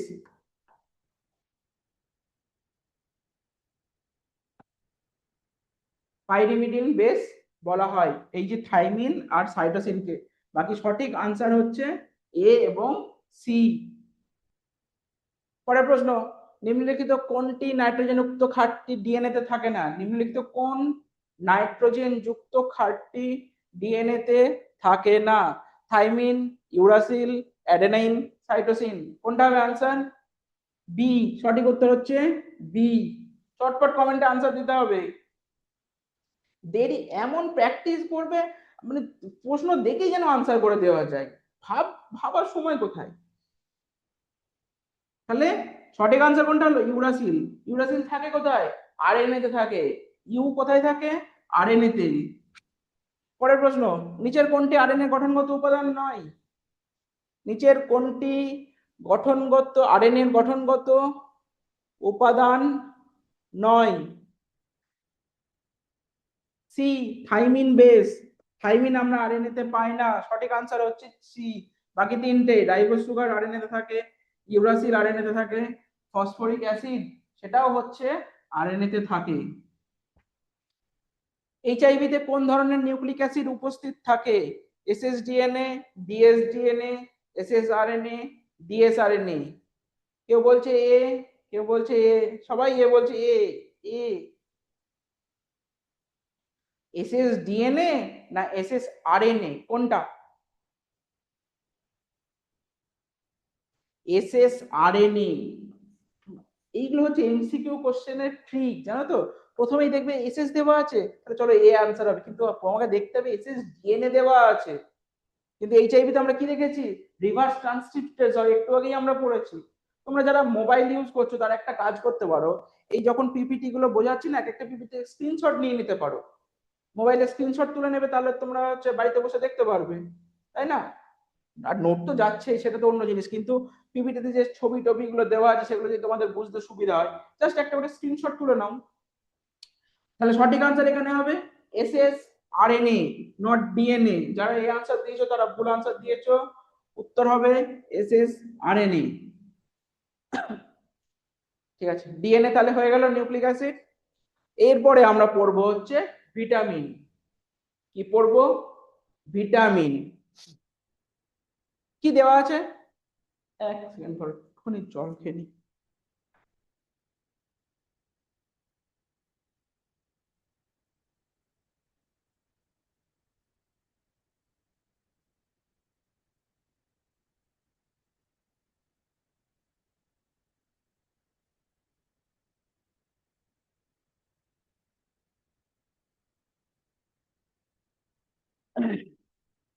ভিটামিন, ভিটামিনকে আমরা কি বলতে পারি? না অপরিহার্য অনুঘটক। ভিটামিনকে আমরা কি বলতে পারি? অপরিহার্য অনুঘটক। কি লেখা আছে? না ভিটামিন হলো এক বিশেষ জৈব পরিপোষক, অর্গানিক নিউট্রিয়েন্টস, যা অতি অল্প মাত্রায় মানবদেহে প্রয়োজন হয় এবং বিভিন্ন বিপাক ক্রিয়ায় সাহায্য করে। তাহলে ভিটামিন কি? ভিটামিন হলো বিশেষ জৈব পরিপোষক, যা অতি অল্প মাত্রায় মানবদেহে প্রয়োজন হয় এবং বিভিন্ন বিপাক ক্রিয়ায় সাহায্য করে। অর্থাৎ খুব কম অ্যামাউন্টে আমাদের শরীরে প্রয়োজন হয়, কিন্তু যেটুকুনি দরকার তার গুরুত্বটা অপরিসীম, সেটাই হচ্ছে ব্যাপার। আচ্ছা, দু ধরনের আমরা ভিটামিন পাই। যদি ভিটামিনকে আমরা ভাগ করি, তাহলে মেজরলি বা কি বলবো, দুটো ক্যাটাগরিতে আমরা ভাগ করতে পারি। একটা হচ্ছে জলে দ্রবণীয়, আর একটা হচ্ছে চর্বি বা ফ্যাটে দ্রবণীয়। ঠিক আছে, জলে দ্রবণীয় হচ্ছে কি কি? ভিটামিন বি কমপ্লেক্স এবং ভিটামিন সি। তাহলে এই দুটো হচ্ছে জলে দ্রবণীয়। আচ্ছা, পরীক্ষায় অনেক সময় তোমরা হয়তো পড়েছো যে ভিটামিন বি কমপ্লেক্স কেন বলা হয়, কারণ ভিটামিন বি এর আন্ডারে কি থাকে? না আরো অনেক ধরনের ভিটামিন থাকে, ভিটামিন বি1 বি2 এরকম করে প্রায় 12খানা ভিটামিন আছে, তাই না? তাহলে ভিটামিন বি কমপ্লেক্স এবং ভিটামিন সি হচ্ছে জলে দ্রবণীয়। কি লেখা আছে না এরা দেহে সঞ্চিত হয় না, একটু জুম করে তাহলে দেখতে পাবে, এখন দেখা যাচ্ছে নাকি এরা দেহে সঞ্চিত হয় না, ইউরিনের মাধ্যমে বাইরে বেরিয়ে যায়। সেই জন্য আমরা ভিটামিন কিন্তু স্টোর করে রাখতে পারি না শরীরে। এই যে ভিটামিন বি এবং সি, এই ভিটামিন কিন্তু আমরা শরীরে সঞ্চয় করে রাখতে পারি না, সব সময় আমাদের নিতে হবে এবং এ বাইরে বেরিয়ে যাবে। বুঝে গেল? এরপরে আসি হচ্ছে ভিটামিন চর্বিতে দ্রবণীয়, অর্থাৎ ফ্যাট সলিউবল যেটা আছে। কি আছে যদি আমরা এখানে দেখি, ভিটামিন এ, ডি, ই এবং কে, পরীক্ষায় প্রশ্ন এসেছিল 2025-এ যে ফ্যাট সলিউবল ভিটামিন কি কি আছে। তাহলে এ, ডি, ই, কে এই দুটো হচ্ছে ফ্যাটে দ্রবণীয়। বৈশিষ্ট্য কি, এরা দেহে কোথায় কোথায় লিভার বা যকৃৎ এবং ফ্যাট, ফ্যাট কোষ কোনগুলো আমরা পড়েছিলাম মনে আছে, অ্যাডিপোজ টিস্যু। দেখো কেউ মনে করতে পারো কিনা, অ্যাডিপোজ টিস্যু সেই ফ্যাট কোষে হচ্ছে সঞ্চিত থাকে। চলে আসি পরের স্লাইডে। তাহলে আমরা কি কি ভিটামিন দেখলাম, vitamin A, D, E, K, vitamin B এবং বি কমপ্লেক্স আর ভিটামিন সি, এই কটা হচ্ছে আমরা ভিটামিন দেখলাম। কেউ কখনো শুনেছো ভিটামিন পি বা জানো? এটাও এক ধরনের হচ্ছে ভিটামিন, যেটাকে বলা হয় হচ্ছে ফ্ল্যাভোনয়েডস। এটা একটা chemical component, Bangla English name দুটোই সেম, ফ্ল্যাভোনয়েডস বলা হয়। ঠিক আছে, flavonoids are also known as vitamin P, একটু জেনে রাখো এটা। ঠিক আছে, কি কি কাজ করে না, রেকগনাইজ ফর অ্যান্টিঅক্সিডেটিভ, আমরা অ্যান্টিঅক্সিডেন্ট শুনেছি, যারা হচ্ছে ওই গ্রিন টি খেতে পছন্দ করে, ঠিক আছে, বা হচ্ছে আমলকি বা এই ধরনের জিনিস যেগুলো হচ্ছে অ্যান্টিঅক্সিডেন্ট বলা হয়, তারা সেগুলো কি, ভিটামিন পিও হচ্ছে অ্যান্টিঅক্সিডেন্ট বা অ্যান্টি অ্যান্টি ইনফ্লেমেটরি বলা হয়, বা অ্যান্টি কার্সিনোজেনিক প্রপার্টিজ, অর্থাৎ ক্যান্সার প্রতিরোধক হচ্ছে এর ক্ষমতা আছে বলে দু চারটে হচ্ছে বিভিন্ন রিসার্চ পেপার বা গবেষণায় আমরা দেখতে পেয়েছি বা পড়েছি। ঠিক আছে, তো যাই হোক, ভিটামিন পি সেটাও আছে, এটা হয়তো তোমাদের বইতে নেই, আমি বলে দিচ্ছি, যেটার নাম হচ্ছে ফ্ল্যাভোনয়েডস বলা হয়। কি বলা হয়? ফ্ল্যাভোনয়েডস। ঠিক আছে, এই যে চার্ট, এটা হচ্ছে আসল জিনিস। কি আছে, ফ্যাটে দ্রবণীয় ভিটামিন বা ফ্যাট সলিউবল ভিটামিন কি কি আছে? ফার্স্টেই দেখো একদম দেওয়া যাচ্ছে, চোখের জন্য উপকারী এবং কোথায় পাওয়া যায়, ক্যারট বা গাজর থেকে পেতে পারি, যার নাম হচ্ছে ভিটামিন এ।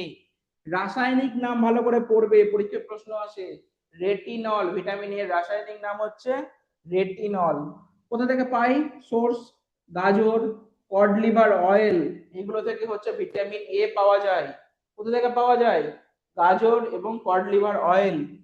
অভাবজনিত রোগ কি, রাতকানা বা জেরপ্থ্যালমিয়া বলা হয়, রাতকানা বা জেরপ্থ্যালমিয়া, থ্যালমিয়া এটাও, জেরপ্থ্যালমিয়া এটাও একটা অন্য ডিজিজ, এবং রাতকানা এটা তো আমরা শুনেই এসেছি। নেক্সট ভিটামিন ডি, দেখো সূর্যের ছবি দেওয়া আছে, ভিটামিন ডি কে বলা হয় হচ্ছে সানশাইন ভিটামিন। যারা জানো না একটু লিখে রাখবে, ভিটামিন ডি কে কি বলা হয়, সানশাইন ভিটামিন। কোথায় পাওয়া যায়, আচ্ছা রাসায়নিক নাম কি, ক্যালসিফেরল, ক্যালসিফেরল হচ্ছে রাসায়নিক নাম। কোথায় পাওয়া যায়, সূর্যালোকে পাওয়া যায়, 2025-এর প্রশ্ন এসেছিল। সূর্যালোক থেকে স্কিনে হচ্ছে সিনথেসিস হয় বা স্কিনে তৈরি, সূর্যের আলো যখন আমাদের চামড়ায় পড়ে, ত্বকের উপর পড়ে, তখন সেখানে ভিটামিন ডি তৈরি হয়। কি কাজ করে, অভাবজনিত রোগ, শিশুদের ক্ষেত্রে রিকেট, বড়দের ক্ষেত্রে অস্টিওম্যালেশিয়া, আমরা সব পড়েছি এগুলো, অস্টিওম্যালেশিয়া দেখো 2023-এ প্রশ্ন এসেছিল। শিশুদের ক্ষেত্রে রিকেট অর্থাৎ হাত পা বেঁকে যাওয়া, বড়দের ক্ষেত্রে অস্টিওম্যালেশিয়া অর্থাৎ হার্টের কাঠামো বা গঠন দুর্বল হয়ে পড়ে। ঠিক আছে, নেক্সট ভিটামিন ই কোথায় পাওয়া যায়, অলিভ অয়েল, আমন্ড, বাদাম এগুলোতে পাওয়া যায়, ছবি দেওয়া আছে দেখো। রাসায়নিক নাম কি, টোকোফেরল।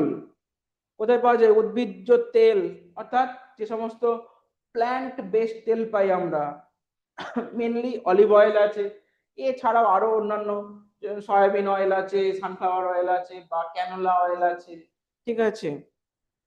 বাদাম থেকে পেতে পারি আমরা বাদাম তেল, এটাও তো একটা ইয়ে আছে। ইনফার্টিলিটি বা বন্ধ্যাত্ব, ফ্যাটে যৌগের এই দ্রাবক, মানে অভাবজনিত রোগের ক্ষেত্রে ইনফার্টিলিটি হতে পারে। 2024 পরীক্ষায় প্রশ্ন এসেছিল। ভিটামিন কে, ভিটামিন কে কোথায় পাওয়া যায়? গ্রিন যে হচ্ছে লিফি ভেজিটেবলস আছে, শাক পাতা, সবুজ শাকসবজিতে পাওয়া যায়। সাইন্টিফিক নেম নয়, রাসায়নিক নাম কি? ফাইলোকুইনন। কি বলা হয়? ফাইলোকুইনন, সবুজ শাকসবজিতে পাওয়া যায়। অভাবজনিত রোগ কি হতে পারে? না ব্লাড ক্লটিং হ্যাম্পার হতে পারে, বা রক্ততঞ্চনে বিলম্ব হতে পারে।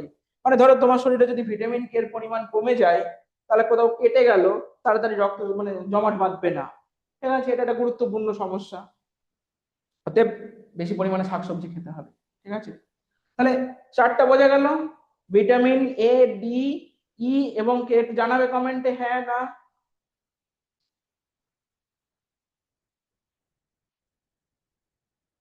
পরিষ্কার? চলো পরের চারটা দেখি আমরা। পরের চারটা কি আছে? না ওয়াটার সলিউবল ভিটামিন, বা জলে দ্রবণীয়। জলে দ্রবণীয় কারা আছে? ভিটামিন বি কমপ্লেক্স, অর্থাৎ ভিটামিন বি 1, রাসায়নিক নেম হচ্ছে থাইমিন। কোথায় পাওয়া যায়? ঢেকি ছাটা চাল, ইস্ট। অভাবজনিত রোগ কি হতে পারে? না বেরি। ভিটামিন বি 12, রাইবোফ্লাভিন, দুধ, ডিম, লিভার, মানে মেটে যেটাকে বলা হয়, খাসি মাটন কিনতে গেলে যেটা পাওয়া যায়, ঠিক আছে। স্টোমাটাইটিস, বা যেটাকে বলা হয় ঠোঁটের কোণে, অনেকে দেখবে হচ্ছে ঠোঁটের কোণে হচ্ছে ঘা হয়, কি জন্য হয়? ভিটামিন বি 2 এর জন্য হয়। অনেকে দেখবে জিভে ফুসকুড়ি হয় হঠাৎ হঠাৎ করে, বা ঠোঁটে ফুসকুড়ি হয়, কেন হয়? না ভিটামিন বি কমপ্লেক্সের অভাবের জন্য। ডাক্তারের কাছে গেলে ডাক্তার বিকোসুল ক্যাপসুল দিয়ে দিল, খেয়ে নিও, মানে ভিটামিন বি কমপ্লেক্স দিল অ্যাকচুয়ালি। ভিটামিন বি 3, যার নাম হচ্ছে নিয়াসিন, মাংস মাছ থেকে পাই। অভাবজনিত রোগ হচ্ছে পেলেগ্রা। ভিটামিন বি 12, যার রাসায়নিক নাম একটু খটোমটো পড়েছি আমরা প্রচুরবার, সায়ানোকোবালামিন, প্রাণীজ খাদ্য, অর্থাৎ মাছ মাংস এগুলো থেকে পাওয়া যায়। অভাবজনিত রোগ কি হতে পারে? পার্নিসিয়াস অ্যানিমিয়া, ঠিক আছে, রক্তাল্পতা আমরা বলতে পারি, এটাও এক ধরনের। আর লাস্টে আছে ভিটামিন সি, কোথায় পাই? যত লেবু জাতীয় ফল আছে, আমলকি, লেবু, আমলা, কাঁচা আমলকি যেটাকে বলা হয়, বা যে কোনো ধরনের হচ্ছে সাইট্রাস ফুড বা লেবু জাতীয় ফল, সেখানে আমরা কি পেতে পারি? ভিটামিন সি পেতে পারি। সাইন্টিফিক নেম কি? Ascorbic acid. দেখো পরীক্ষায় প্রশ্ন এসেছে 2023-25-এ। স্কারভি, অভাবজনিত রোগ কি? স্কারভি, দাঁতের মাড়ি দিয়ে রক্ত পড়া, ফুলে যাওয়া, এগুলো হচ্ছে ভিটামিন সি এর অভাবজনিত রোগ। তাহলে এই সবগুলোই হচ্ছে গুরুত্বপূর্ণ আমাদের শরীরের জন্য, এবং এরা কি? জলে দ্রবণীয় ভিটামিন।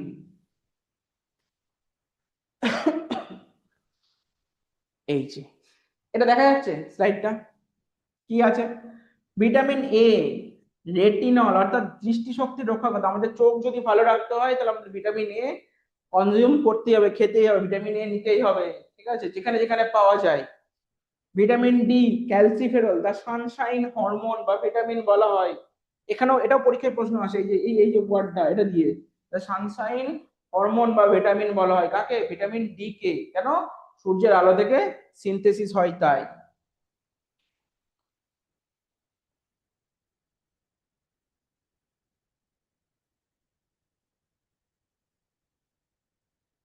দেখো দেখা যাচ্ছে কিনা এই পার্টটা। ভিটামিন কে, ফাইলোকুইনন, রক্ত তঞ্চন বা রক্ত জমাট বাঁধতে সাহায্য করে। উৎস কোথায়? সবুজ শাকসবজি। এটাও খুব গুরুত্বপূর্ণ। ভিটামিন কে কেন আমাদের শরীরের জন্য গুরুত্বপূর্ণ, ঠিক আছে। বাঙালির খাদ্যাভ্যাস, বা পালিশ করা চাল বা সাদা চাল। এখন দেখবে বাজারে হচ্ছে চাল কিনতে গেলে মিনিকিট পাওয়া যায়, আমাদের সরু চাল লাগবে, মোটা চাল আমরা কেউ খেতে অভ্যস্ত নয়। তাহলে সরু চাল কোথা থেকে হবে? না মানে পালিশ করে আসছে, সেই জন্য পালিশ করা সাদা চালের ভাত বেশি খেলে ভিটামিন বি 1 এর মারাত্মক অভাব হতে পারে। ঢেকি ছাটা চাল হচ্ছে এর সেরা বিকল্প। তাহলে আমাদের যে খাদ্যাভ্যাস পরিবর্তন হচ্ছে, তাতেও আমাদের কিন্তু এই সমস্যা হচ্ছে, ভিটামিনের অভাবগুলো ঘটতে পারে। আচ্ছা,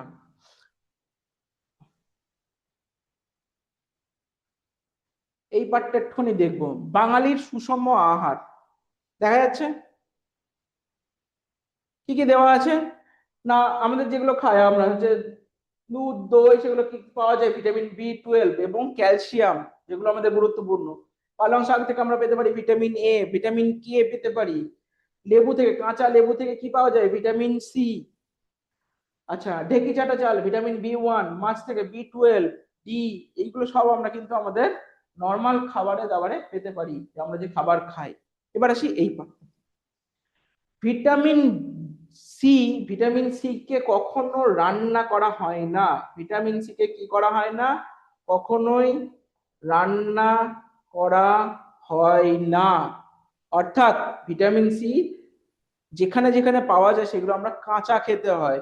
যেমন আমলকিতে পাওয়া যায়, একটু আগেই বললাম যে যে কোনো লেবু জাতীয় হচ্ছে ফলে আমরা পেতে পারি, লেবুতে পাতিলেবু হোক বা অন্য যে কোনো লেবু হোক, সেখানে পেতে পারি। কেউ কি জানো কাঁচা লঙ্কায় ভিটামিন C পাওয়া যায় সব থেকে বেশি? সব থেকে বেশি কোথায় পাওয়া যায়? কাঁচা লঙ্কাতে ভিটামিন C বেশি পাওয়া যায়। আর ভিটামিন C কে যদি আমরা তাপ দেই, যদি রান্না করি, তাহলে কি হয়ে যায়? নষ্ট হয়ে যায় ভিটামিন C, তার কোনো আর ভ্যালু থাকে না। ঠিক আছে, এটা মনে রাখবে কিন্তু। এটাই লেখা আছে যে ভিটামিন C অত্যন্ত তাপ সংবেদনশীল, অর্থাৎ রান্না করলে এটি নষ্ট হয়ে যায়। তাই বাঙালি পাতে হচ্ছে ভাতের শেষে লেবু চিপে বা হচ্ছে কাঁচা লঙ্কা খাওয়া হচ্ছে একদম ঠিকঠাক ভিটামিন C পাওয়ার জন্য। বোঝা গেল তাহলে এই পার্টটা? ভিটামিন বোঝা গেল, যা যা ডিসকাস করলাম? একটু কমেন্টে জানাবে।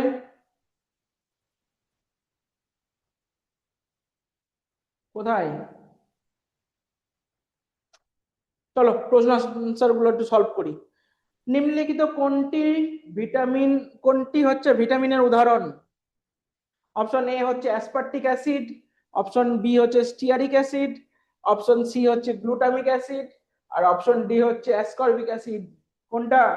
ডি হচ্ছে সঠিক আনসার, হচ্ছে গ্লুটামিক অ্যাসিড, এই sorry ascorbic acid. Ascorbic acid হচ্ছে সঠিক আনসার।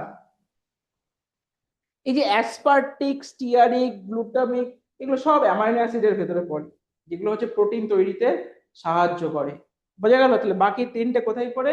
না, অ্যামাইনো অ্যাসিডের আন্ডারে পড়ে, যেগুলো হচ্ছে প্রোটিন তৈরিতে হচ্ছে সাহায্য করে। পরের প্রশ্ন, ভিটামিন B1 এর রাসায়নিক নাম কি? কে দেবে আনসার? মনে নেই? রেটিনল কার্ড, ভিটামিন, আমরা দেখি কি আছে। ভিটামিন B1 এর রাসায়নিক নেম কি? আগের স্লাইডে আমরা হচ্ছে, এক সেকেন্ড, এই যে ভিটামিন B1 এর রাসায়নিক নাম কি পড়লাম? থাইমিন। তাহলে ভিটামিন B1 এর রাসায়নিক নাম কি পড়লাম? Thiamine. B2 riboflavin, B3 niacin, B12 cyanocobalamin. এগুলো এখানে পড়তে হবে আমাদের, ঠিক আছে? তাহলে B1 কি পড়লাম? আনসার, আনসার চটপট। থাইমিন। চলে আসে পরের প্রশ্নে। ভিটামিন D বা ক্যালসিফেরল সম্পর্কে বাক্যগুলি, সঠিক বাক্যগুলি চিহ্নিত করো। ভিটামিন D কি আছে? অপশন A ফ্যাটে দ্রবণীয় ভিটামিন, বি সূর্যালোকের রশ্মি থেকে পাওয়া যায়, ত্বকে তৈরি হয়, সি শিশুদের রিকেটস রোগ হয়, আর ডি রক্ত তঞ্চনে সাহায্য করে। তাহলে সঠিক বাক্য কোনগুলো হবে? সঠিক বাক্য কোনগুলো হবে? A, B এবং সি তিনটেই হবে, ঠিক আছে সঠিক বাক্য। A এবং B এগুলো ক্যাটাগরি 2 প্রশ্ন, অর্থাৎ একের অধিক হচ্ছে আনসার হবে। আর রক্ততঞ্চনে কে করে? রক্ততঞ্চনে সাহায্য করে হচ্ছে ভিটামিন K। আমরা পড়লাম না, ভিটামিন K কি করে? রক্ততঞ্চনে সাহায্য করে। চলো পরেরটা। তাহলে প্রশ্ন বাকি যা প্রশ্ন এমসিকিউ আমি পাঠিয়ে দেবো নোটসে, ঠিক আছে, তোমরা সেগুলোকে প্র্যাকটিস করবে। আগের দিনে শর্করার হচ্ছে প্রশ্ন পাঠিয়েছিলাম, সেগুলো প্র্যাকটিস করছো। প্রোটিনেরও হচ্ছে নোটসে কিছু প্রশ্ন পাঠিয়েছি, ঠিক আছে, সেগুলো প্র্যাকটিস করবে। নেক্সট আমরা পড়বো হচ্ছে এনজাইম। এনজাইম হচ্ছে জীবনের অপরিহার্য জৈব অনুঘটক, ঠিক আছে।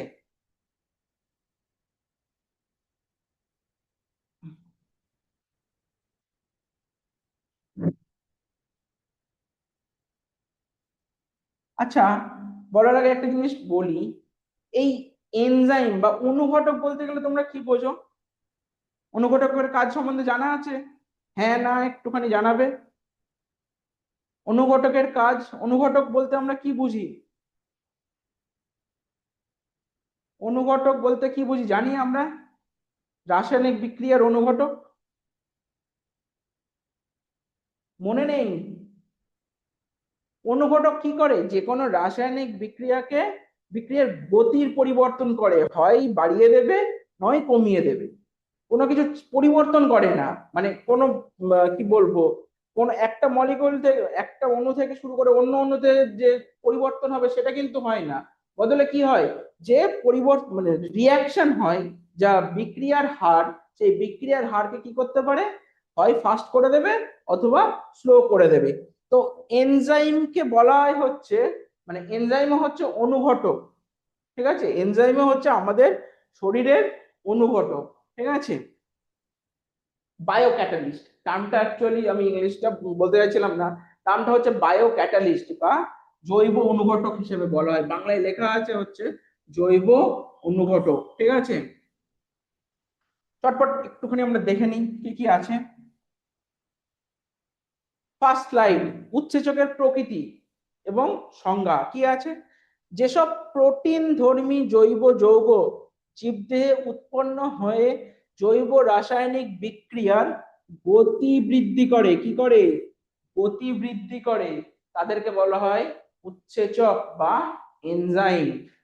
জৈব অনুঘটক যাকে বলে থাকি আমরা বায়ো ক্যাটালিস্ট। ক্যাটালিস্ট মানে হচ্ছে, ক্যাটালিস্ট শব্দটার মানে হচ্ছে অনুঘটক, অর্থাৎ যে রাসায়নিক বিক্রিয়ার গতির হার পরিবর্তন করে। যেহেতু আমাদের বায়োলজিতে আমরা পড়ছি, আমাদের বায়োলজিক্যাল অর্গানিজম, অর্থাৎ জীবিত প্রাণীর দেহে আমরা দেখতে পাচ্ছি, সেই জন্য আমরা বলছি হচ্ছে বায়ো ক্যাটালিস্ট। এইটা ভালো করে দেখবি। প্রোটিন ধর্মী সমস্ত হচ্ছে অনুঘটক বা হচ্ছে এনজাইম কি হয়, প্রোটিন ধর্মী।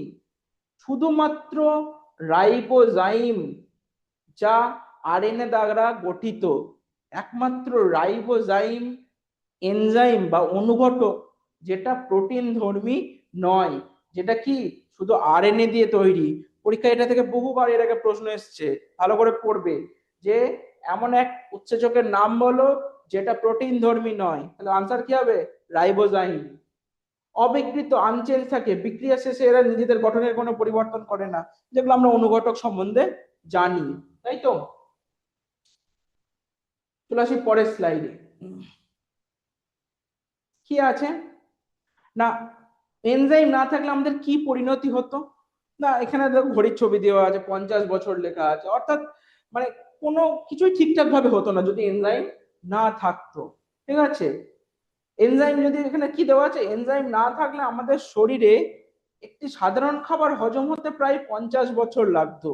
মানে তুমি একটা কিছু খেলে, সাপোজ একটা চকলেট খেলে বা একটা যে কোনো কিছু মিষ্টি খেলে বা যে কোনো খাবার খেলে, বিরিয়ানি খেলে, হজম হতে বহু বছর সময় লাগবে। তাহলে এনজাইম কি করছে, ফাস্ট করছে, আমাদের হজম প্রক্রিয়াকে কি করছে, ত্বরান্বিত করছে, আমরা বলতে পারি হার বৃদ্ধি করছে।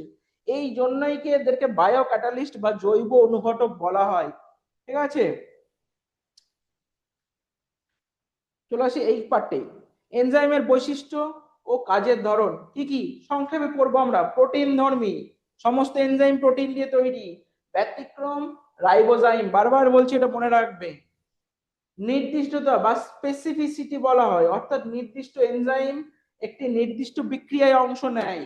যেমন অ্যামাইলেজ কেবল শর্করা ভাঙে, প্রোটিন নয়। আমরা আগের দিন যখন প্রোটিন পড়ছিলাম, প্রোটিন পরিপাককারী উৎসেচক কি পড়ছিলাম, পেপসিন, মনে আছে। তাহলে অ্যামাইলেজ কি করে? শর্করা হজমে সাহায্য করে, প্রোটিনে নয়। প্রোটিনের ক্ষেত্রে এটাই হয়ে যাবে পেপসিন, PEPSIN, পেপসিন। রিইউজেবল অর্থাৎ পুনর্ব্যবহারযোগ্য।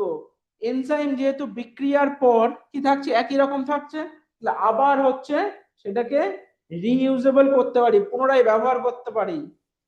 মৃদু পরিবেশ শরীরের স্বাভাবিক তাপমাত্রা ও নির্দিষ্ট পিএইচ এ সব থেকে বেশি কাজ করে।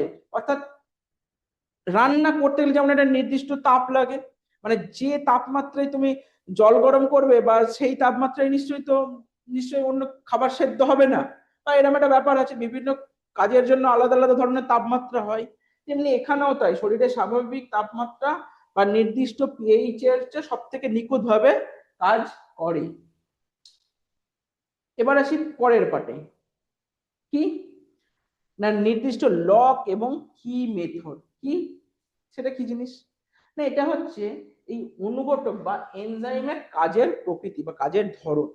যেমন সাবস্ট্রেট, একটা নির্দিষ্ট অণুর ওপরে একটা নির্দিষ্ট এনজাইমই কাজ করবে। অর্থাৎ তালা যেমন একটা নির্দিষ্ট চাবি ছাড়া খোলে না, তেমনি এই অনুঘটকের বিক্রিয়াও তেমনি নির্দিষ্ট এনজাইম ছাড়া হয় না। বোঝা গেল? প্রত্যেকটা আলাদা আলাদা তালার জন্য, যেমন আলাদা আলাদা নির্দিষ্ট চাবি আছে, তেমনি প্রত্যেকটা নির্দিষ্ট বিক্রিয়ার জন্য আলাদা আলাদা উৎসেচকের প্রয়োজন হয়।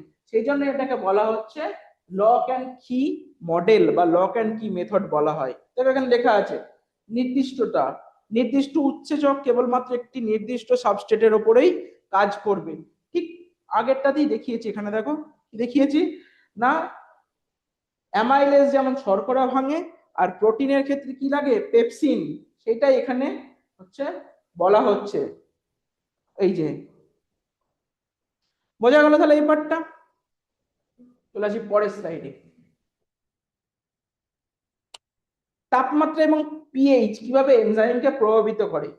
দেখো এখানে দেওয়া আছে 37 ডিগ্রি তাপমাত্রা, যেটা হচ্ছে আমাদের শরীরের নির্দিষ্ট টেম্পারেচার, এবং এনজাইম অ্যাক্টিভিটি দেখো দেওয়া আছে এখানে। এবং এই 37 ডিগ্রি তাপমাত্রায় কি হয়েছে, এনজাইম অ্যাক্টিভিটি হচ্ছে সর্বোচ্চ। অর্থাৎ আমাদের শরীরের যে নর্মাল তাপমাত্রা, তাতে আমাদের যে এনজাইম আমাদের শরীরে বর্তমান, সেগুলো হচ্ছে কি সর্বোচ্চ লেভেলে হচ্ছে কাজ করতে পারে। তেমনি আচ্ছা, তাপমাত্রা যদি বাড়িয়ে দিই, যদি এখানে ধরো সাপোজ 50 ডিগ্রি করে দিলাম, তাহলে কি হবে, এনজাইম কি অ্যাক্টিভিটি এরকম থাকবে না, অ্যাক্টিভিটি কি হবে, নিচের দিকে চলে আসবে। সেই জন্য কার্ভ কি হচ্ছে, যত তাপমাত্রার বৃদ্ধি পাবে এনজাইমের অ্যাক্টিভিটিও কি হবে, হ্রাস পাবে, এনজাইমের অ্যাক্টিভিটিও কমে যাবে। তেমনি পিএইচও তাই, এক একটা এনজাইম এক একটা হচ্ছে পিএইচ মাধ্যমে কাজ করে। তোমরা পিএইচ জানো? অ্যাসিড, ক্ষার, পিএইচ আমরা পড়েছি।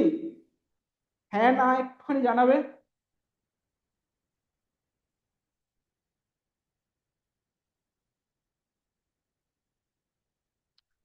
পিএইচ দিয়ে হচ্ছে অ্যাসিড বা ক্ষার নির্ণয় করা হয়, ঠিক আছে। যেমন পেপসিন pH 2 তে কাজ করে, প্রচন্ড অত্যাধিক হচ্ছে অ্যাসিড কন্ডিশনে। ট্রিপসিন pH 8, একটু আম্লিক, মানে অতটাও ঠিক অ্যাসিডিক কন্ডিশনে নয়, একটু ক্ষারীয় কন্ডিশনে হচ্ছে কাজ করে। অর্থাৎ প্রতিটা এনজাইমের একটা নির্দিষ্ট পিএইচ মাত্রা থাকে। পেপসিন যেমন পাকস্থলীতে কাজ করবে, যেখানে HCl আছে, হাই অ্যাসিড কন্ডিশন অর্থাৎ চূড়ান্ত আম্লিক কন্ডিশন। আবার ট্রিপসিন কি করবে, আমাদের ক্ষুদ্রান্ত বা বৃহদন্ত্রে গিয়ে, ক্ষুদ্রান্তে বেসিক্যালি সেখানে গিয়ে কাজ করবে, যেখানে এই পিএইচ এর মান অম্লত্ব বা ক্ষারত্ব হচ্ছে, মানে এই ব্যাপারটা হচ্ছে ক্ষারত্বের দিকে থাকবে, নট মানে খুব বেশি অ্যাসিডিক কন্ডিশনে থাকবে না।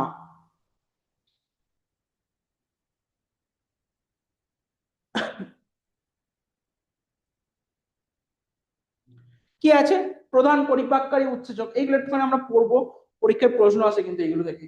পেপসিন হচ্ছে প্রোটিনকে ভেঙে পেপটনে পরিণত করে। রেনিন, কোথায় পাওয়া যায়, যে মিল্ক প্রোটিন থাকে বা কেজিন পরিপাককে সাহায্য করে। কেজিন প্রোটিন হচ্ছে মিল্কে থাকে, ঠিক আছে। রেনিন উৎসেচক বা এনজাইম এই কেজিন পরিপাকে হচ্ছে সাহায্য করে। পরটায় দেখি কি আছে আমরা, ট্রিপসিন দেখা যাচ্ছে, ট্রিপসিন কোথায় থাকে? অগ্নাশয় রস বা প্যানক্রিয়াটিক জুস আমরা বলে থাকি। ক্ষারীয় মাধ্যমে প্রোটিনের পরিপাক করে। অ্যামাইলেজ, অ্যামাইলেজ হচ্ছে শর্করার পরিপাক করে। কি করে? শর্করার পরিপাক করে। লাইপেজ, লাইপেজ হচ্ছে সরল লিপিড বা ফ্যাট। আমরা আগের দিন লিপিড পড়েছি বা ফ্যাট পড়েছি। আমরা যে বাটার খাই, আমরা যে রান্নায় তেল দেই, আমরা যে যা কিছু হচ্ছে পিৎজা খেতে গেলে যে চিজ থাকে, যাই বলি না কেন, সেই সমস্ত হচ্ছে ফ্যাট বা লিপিডকে ভেঙে ফ্যাটি অ্যাসিড এবং গ্লিসারল তৈরি করে। কে করে? লাইপেজ। তাহলে ট্রিপসিন, অ্যামাইলেজ, লাইপেজ, এগুলোর সব কাজগুলো হচ্ছে আমরা একবার করে দেখব, মানে পড়বে আর কি। এখানে আবার দেওয়া আছে এই যে হজম পরিপাককারী, সেম জিনিস দেওয়া আছে, হচ্ছে স্টার্চ বা অ্যামাইলেজ চিনি, পেপসিন প্রোটিন ভাঙে, লাইপেজ হচ্ছে ফ্যাট বা চর্বিকে ভেঙে ইয়ে করে, ফ্যাটি অ্যাসিড করে। আচ্ছা, ব্লাড বা জেনেটিক্স এর ক্ষেত্রে কি? থ্রম্বিন ব্লাড ক্লটিং এ সাহায্য করে, এটাও একটা উৎসেচক। ডিএনএ পলিমারেজ কোষ বিভাজনের সময়, মানে সেই এস ফেজে, সেই যে বললাম না ডিএনএ ডাবল হচ্ছে, ডিএনএ রেপ্লিকেশন করতে সাহায্য করছে, ডিএনএ রেপ্লিকেশন করতে সাহায্য করছে। ঠিক আছে। আনারসে, আমরা যে পাইনাপেল বা আনারস খাই, তাতে ব্রোমেলাইন নামক এক ধরনের প্রোটিন ব্রেকডাউন হচ্ছে, প্রোটিন ভাঙার জন্য এনজাইম থাকে। সেই জন্য দেখবে হচ্ছে বহু জায়গায় হচ্ছে আনারস দেয়, যেখানে এখানে হচ্ছে বারবিকিউ সার্ভ করে, এরকম ব্যাপার আছে। তো এইগুলো হচ্ছে এক এক ধরনের এনজাইম।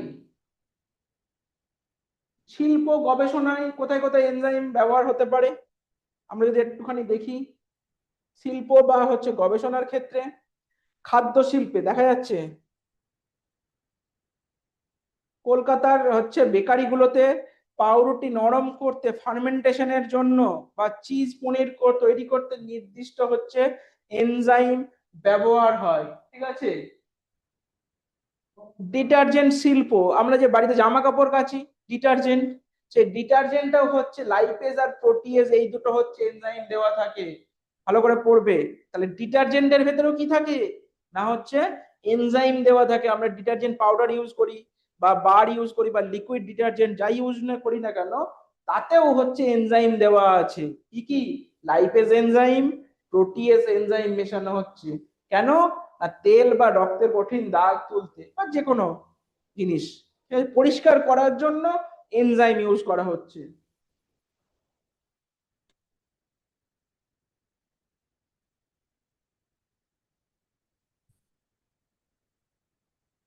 বায়োটেকনোলজিতে জেনেটিক ইঞ্জিনিয়ারিং বা হচ্ছে ল্যাবে হচ্ছে এনজাইম অপরিহার্য। মাথায় রাখবে, বায়োটেকনোলজিতে এনজাইম হচ্ছে অপরিহার্য।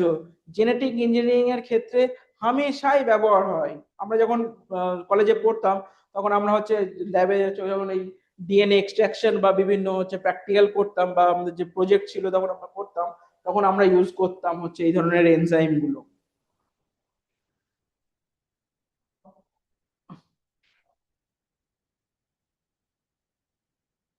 মিনারেলস একটা ছোট্ট পাঠ কি পড়াবো, না আজকের মতন থাকবে এইটুকুনি, পরের দিনকে মিনারেলস বলে দেবো?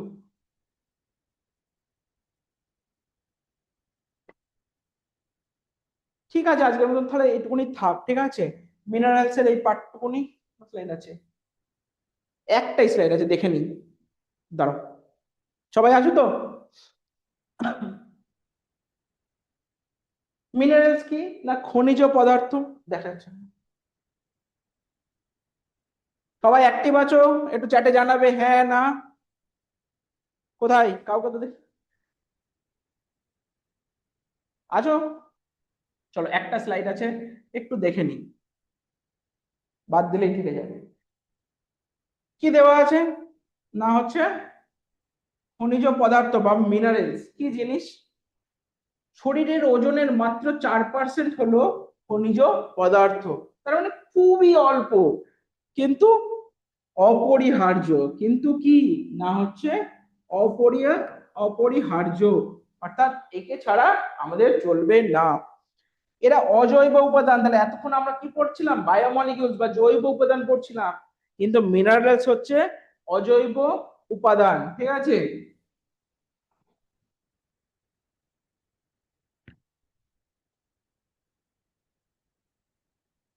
মাটি বা জল থেকে সরাসরি নয়, আমরা কোথায় পাই? উদ্ভিজ্জ বা প্রাণীজ খাবারের মাধ্যমে আমরা হচ্ছে মিনারেলস পেতে পারি। কি কি কাজে লাগে? গঠনে লাগে, আমাদের হাত, মানে হাড়, দাঁত, অথবা হচ্ছে কোষের কাঠামো তৈরিতে লাগে। নিয়ন্ত্রণ, স্নায়ু পেশি ভারসাম্য নিয়ন্ত্রণে কাজে লাগে। মেটাবলিজম বা বিপাক ক্রিয়া, এনজাইম বা হরমোনের হচ্ছে কাজ সচল রাখা, তাতে হচ্ছে ব্যবহার হয়।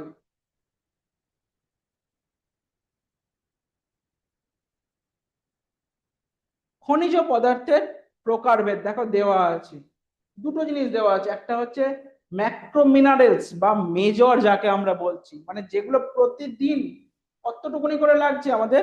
100 মিলিগ্রাম। কত করে লাগছে? 100 মিলিগ্রাম করে। ঠিক আছে। যেমন calcium, phosphorus, sodium, potassium, magnesium. 100 মিলিগ্রামের বেশি লাগলেই তাকে আমরা বলছি হচ্ছে ম্যাক্রো বা মেজর। আর যদি আমাদের হচ্ছে কম লাগে, 100 কম, যেমন এখানে দেওয়া আছে দেখো, খুব সামান্য পরিমাণে, তাকে আমরা বলছি স্ট্রেস এলিমেন্ট। যেমন iron, iodine, copper, zinc, fluorine. ঠিক আছে।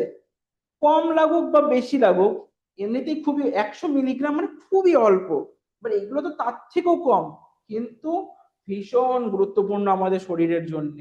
ঠিক আছে।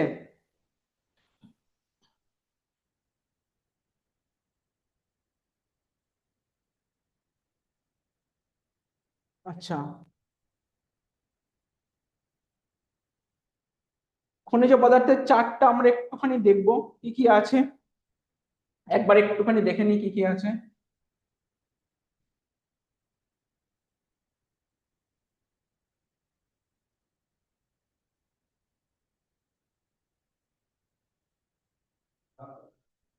ক্যালসিয়াম হাড় গঠনে সাহায্য করে, কোথায় পাই আমরা? উৎসগুলো হচ্ছে দেখো, দুধ, চুনো মাছ, সবুজ সবজি থেকে আমরা পেতে পারি হচ্ছে ক্যালসিয়াম। আহ আয়রন, আয়রন কোথায় পাই না? হিমোগ্লোবিন গঠনে সাহায্য করে। অভাবজনিত রোগ কি হতে পারে? অ্যানিমিয়া। কুলেখাড়া শাক, মেটে, গুড়, কলা, এগুলো থেকে আমরা পেতে পারি আয়রন।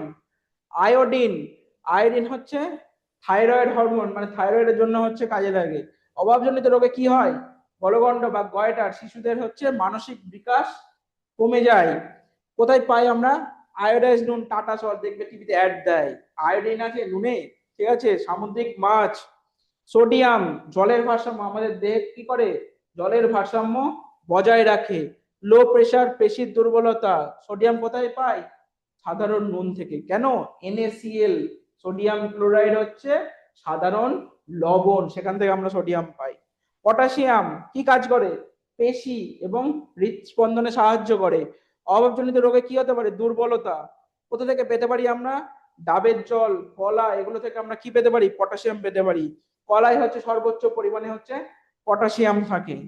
জিঙ্ক, জিঙ্ক কি কাজে লাগে? ইমিউনিটি, ক্ষত নিরাময় করতে সাহায্য করে, মানে কোথাও কেটে কুটে গেল। কোথা থেকে পেতে পারি? বাদাম, বিভিন্ন ধরনের যে বীজ, সেখান থেকে আমরা পেতে পারি হচ্ছে জিঙ্ক। তাহলে এগুলো হচ্ছে মিনারেলস। এগুলোর অভাবে আমাদের এই কাজগুলো হতে, মানে এই সমস্যাগুলো হতে পারে। আমাদের অভাবজনিত রোগ কি কি কাজ করে আমরা দেখলাম। এছাড়া কোথা থেকে পেতে পারি আমরা সেগুলো দেখলাম।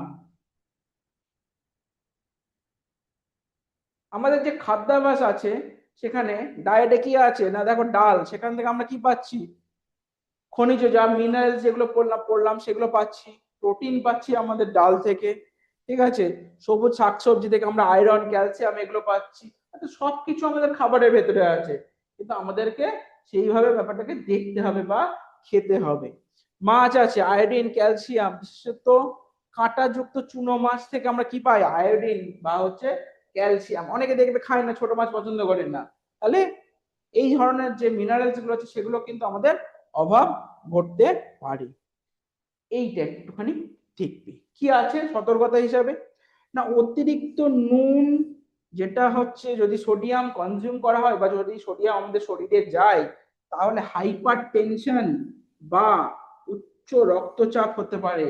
অর্থাৎ হাই ব্লাড প্রেশার যেটাকে আমরা বলে থাকি। তাহলে লবণ কম খেতে হবে বা পরিমিত যেটুকুনি আমাদের শরীরে দরকার। অতিরিক্ত ফ্লোরাইড ডেন্টাল ফ্লোরোসিস বা দাঁতের ছোপ হয়।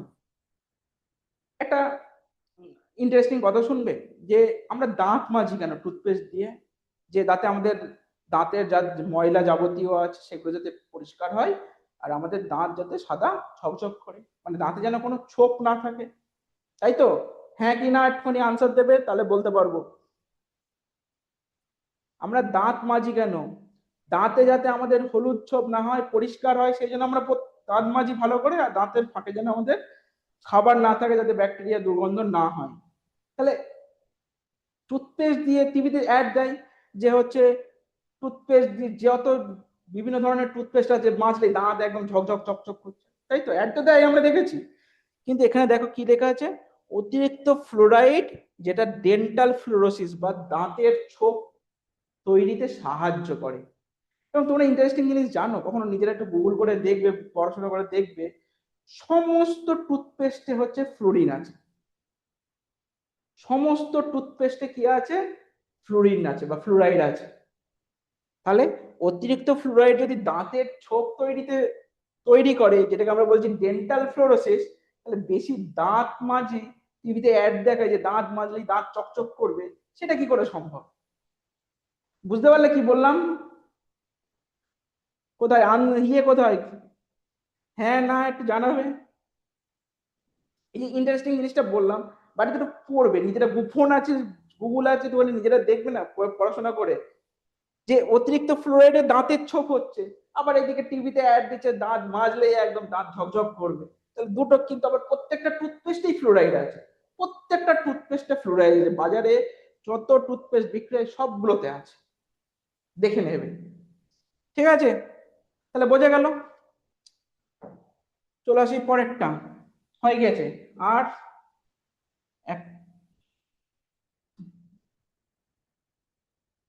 কি বলছো, এক সেকেন্ড, একটু এমসিকিউ করে নেবো আমরা, দুটো তিনটে। কি আছে, নিম্নলিখিত কোনটি পরিপাককারী উৎসেচকটি আম্লিক মাধ্যমে কাজ করতে পারে? অ্যাসিডিক মাধ্যমে কোন উৎসেচক কাজ করে? A trypsin, B pepsin, C erepsin, D rennin. Pepsin, pepsin হচ্ছে আম্লিক মাধ্যমে কাজ করতে পারে, ঠিক আছে? পেপসিন উৎসেচক হচ্ছে আমাদের প্রোটিন ডাইজেশন বা হচ্ছে প্রোটিন পরিপাকে সাহায্য করে স্টমাকের ভেতরে। পরের প্রশ্ন, গঠনগতভাবে বেশিরভাগ উৎসেচক কি? Carbohydrate, protein, lipid, vitamin.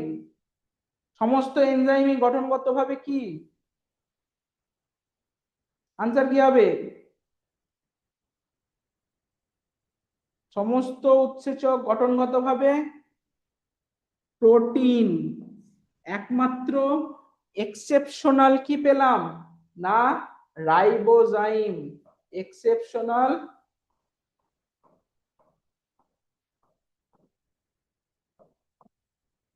Ribozyme, যেটা কি দিয়ে তৈরি? আরএনএ দিয়ে তৈরি। একমাত্র উৎসেচক রাইবোজাইম, যেটা হচ্ছে এক্সেপশনাল, যেটা প্রোটিন দিয়ে তৈরি নয়, আরএনএ দিয়ে তৈরি। বাকি সমস্ত উৎসেচক বা এনজাইম হচ্ছে প্রোটিন দিয়ে তৈরি। যেটা মনে রাখবে, পরীক্ষা কিন্তু হামেশাই প্রশ্ন আসে এই পার্টটা থেকে। নেক্সট, কোন উৎসেচক তার সর্বোচ্চ কার্যক্ষমতায় থাকে তখন পিএইচ এর মানকে কি বলা হয়? Maximum pH, optimum pH, neutral pH, minimum pH, কি বলা হয় তাকে? দেখি এটা আনসার দাও দেখিনি তোমরা, কতখানি কি বুঝেছো দেখি একটুখানি। কোন উৎসেচক যখন তার সর্বোচ্চ কার্যক্ষমতায় থাকে তখন তাকে কি বলা হয়? ম্যাক্সিমাম, অপটিমাম, নিউট্রাল আর মিনিমাম। বি, অপটিমাম পিএইচ, সঠিক আনসার। কি বলা হয়? Optimum pH. ব্যাস, তাহলে আজকের ক্লাস এই পর্যন্তই। আচ্ছা, আমাদের YouTube channel Career Excellence Academy, আশা করি তোমাদের সবাই কাছে লিংক চলে গেছে বা তোমরা সবাই লিংক পেয়েছো। আমাদের পুরোনো যা যা ক্লাসগুলো আছে সেগুলো তো ওখানে আপলোড করা হচ্ছে। সবাই কিন্তু সাবস্ক্রাইব করবে, ঠিক আছে? আমি কিন্তু অনেকেই দেখছি বা জিনিসগুলো হয়তো তোমরা যাচ্ছ ভিউ করছো চলে আসছো, কিন্তু নোটিফিকেশন পেতে গেলে যখনই ধরো কোনো ক্লাস আপলোড হচ্ছে আমাদের ইউটিউব চ্যানেলে, তাহলে নোটিফিকেশন পেতে গেলে কিন্তু তোমাকে সাবস্ক্রাইব করে নোটিফিকেশন রাখতে হবে। কখন মানে যাতে আপলোড হওয়ার সাথে সাথেই তোমার কাছে জিনিস তুমি জানতে পেরে যাও বা তুমি বুঝতে পেরে যাও যে এই ক্লাসের ভিডিও আপলোড হয়েছে, ঠিক আছে? এটা কিন্তু একটুখানি সবাই একটুখানি দেখবে। আর তাছাড়া আমাদের ক্লাসের তো সবকিছু আপলোড হচ্ছে, তোমরা যারা ক্লাসে অ্যাবসেন্ট আছো বা শুনতে পাচ্ছ না বা বুঝতে পারছো না, তারা মোটামুটি তো ইয়ে করতে পারবে, ওখান থেকে রিভিশন করে নিতে পারবে। বোঝা গেল আজকে যা পড়ালাম? হুম। যা যা আজকে ডিসকাস করলাম বোঝা গেল? ক্লাস কি ঠিকঠাক লাগছে? কোথাও কোনো অসুবিধা? যে বুঝতে পারছি না স্যার, কঠিন হয়ে যাচ্ছে, বা সহজ দরকার, বা কোনো কিছু? ঠিক আছে তাহলে, পড়বে ভালো করে, ক্লাসগুলো রিভিশন দেবে, যখন ইউটিউবে আপলোড হবে তখন, ঠিক আছে? নোটিফিকেশন অন করে রাখবে যাতে কোনো ক্লাস মিস না হয়ে যায়, তুমি হয়তো বুঝতে পারলে না আপলোড হয়ে গেল, সেরকম যেন না হয়। আর নোটসে যে সমস্ত এমসিকিউ গুলো দেওয়া হচ্ছে সেগুলো যেন হচ্ছে একটু প্র্যাকটিস করবে, ঠিক আছে? অনেক এমসিকিউ দেওয়া আছে, সেগুলো নিজের একটু পড়বে, দু একটা হতে পারে একটু কঠিন হতে পারে এমসিকিউ, কিন্তু সেগুলো তো প্র্যাকটিস করতে হবে, সবসময় সহজ জিনিস পড়বো তা তো নয়, ঠিক আছে? কথা ডিস্টার্ব হচ্ছে? হয়ে গেছে আজকের মতন ক্লাস, ঠিক আছে? আবার হচ্ছে নেক্সট ক্লাসে। গত ক্লাসের নোট কপিটা কি দিয়েছেন গ্রুপে?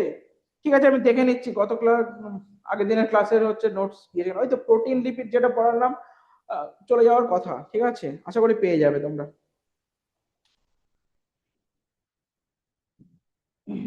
দাঁড়াও দেখি।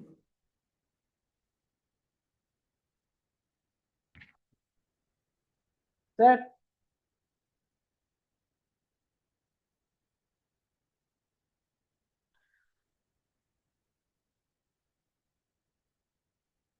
ঠিক আছে তাহলে। হুম।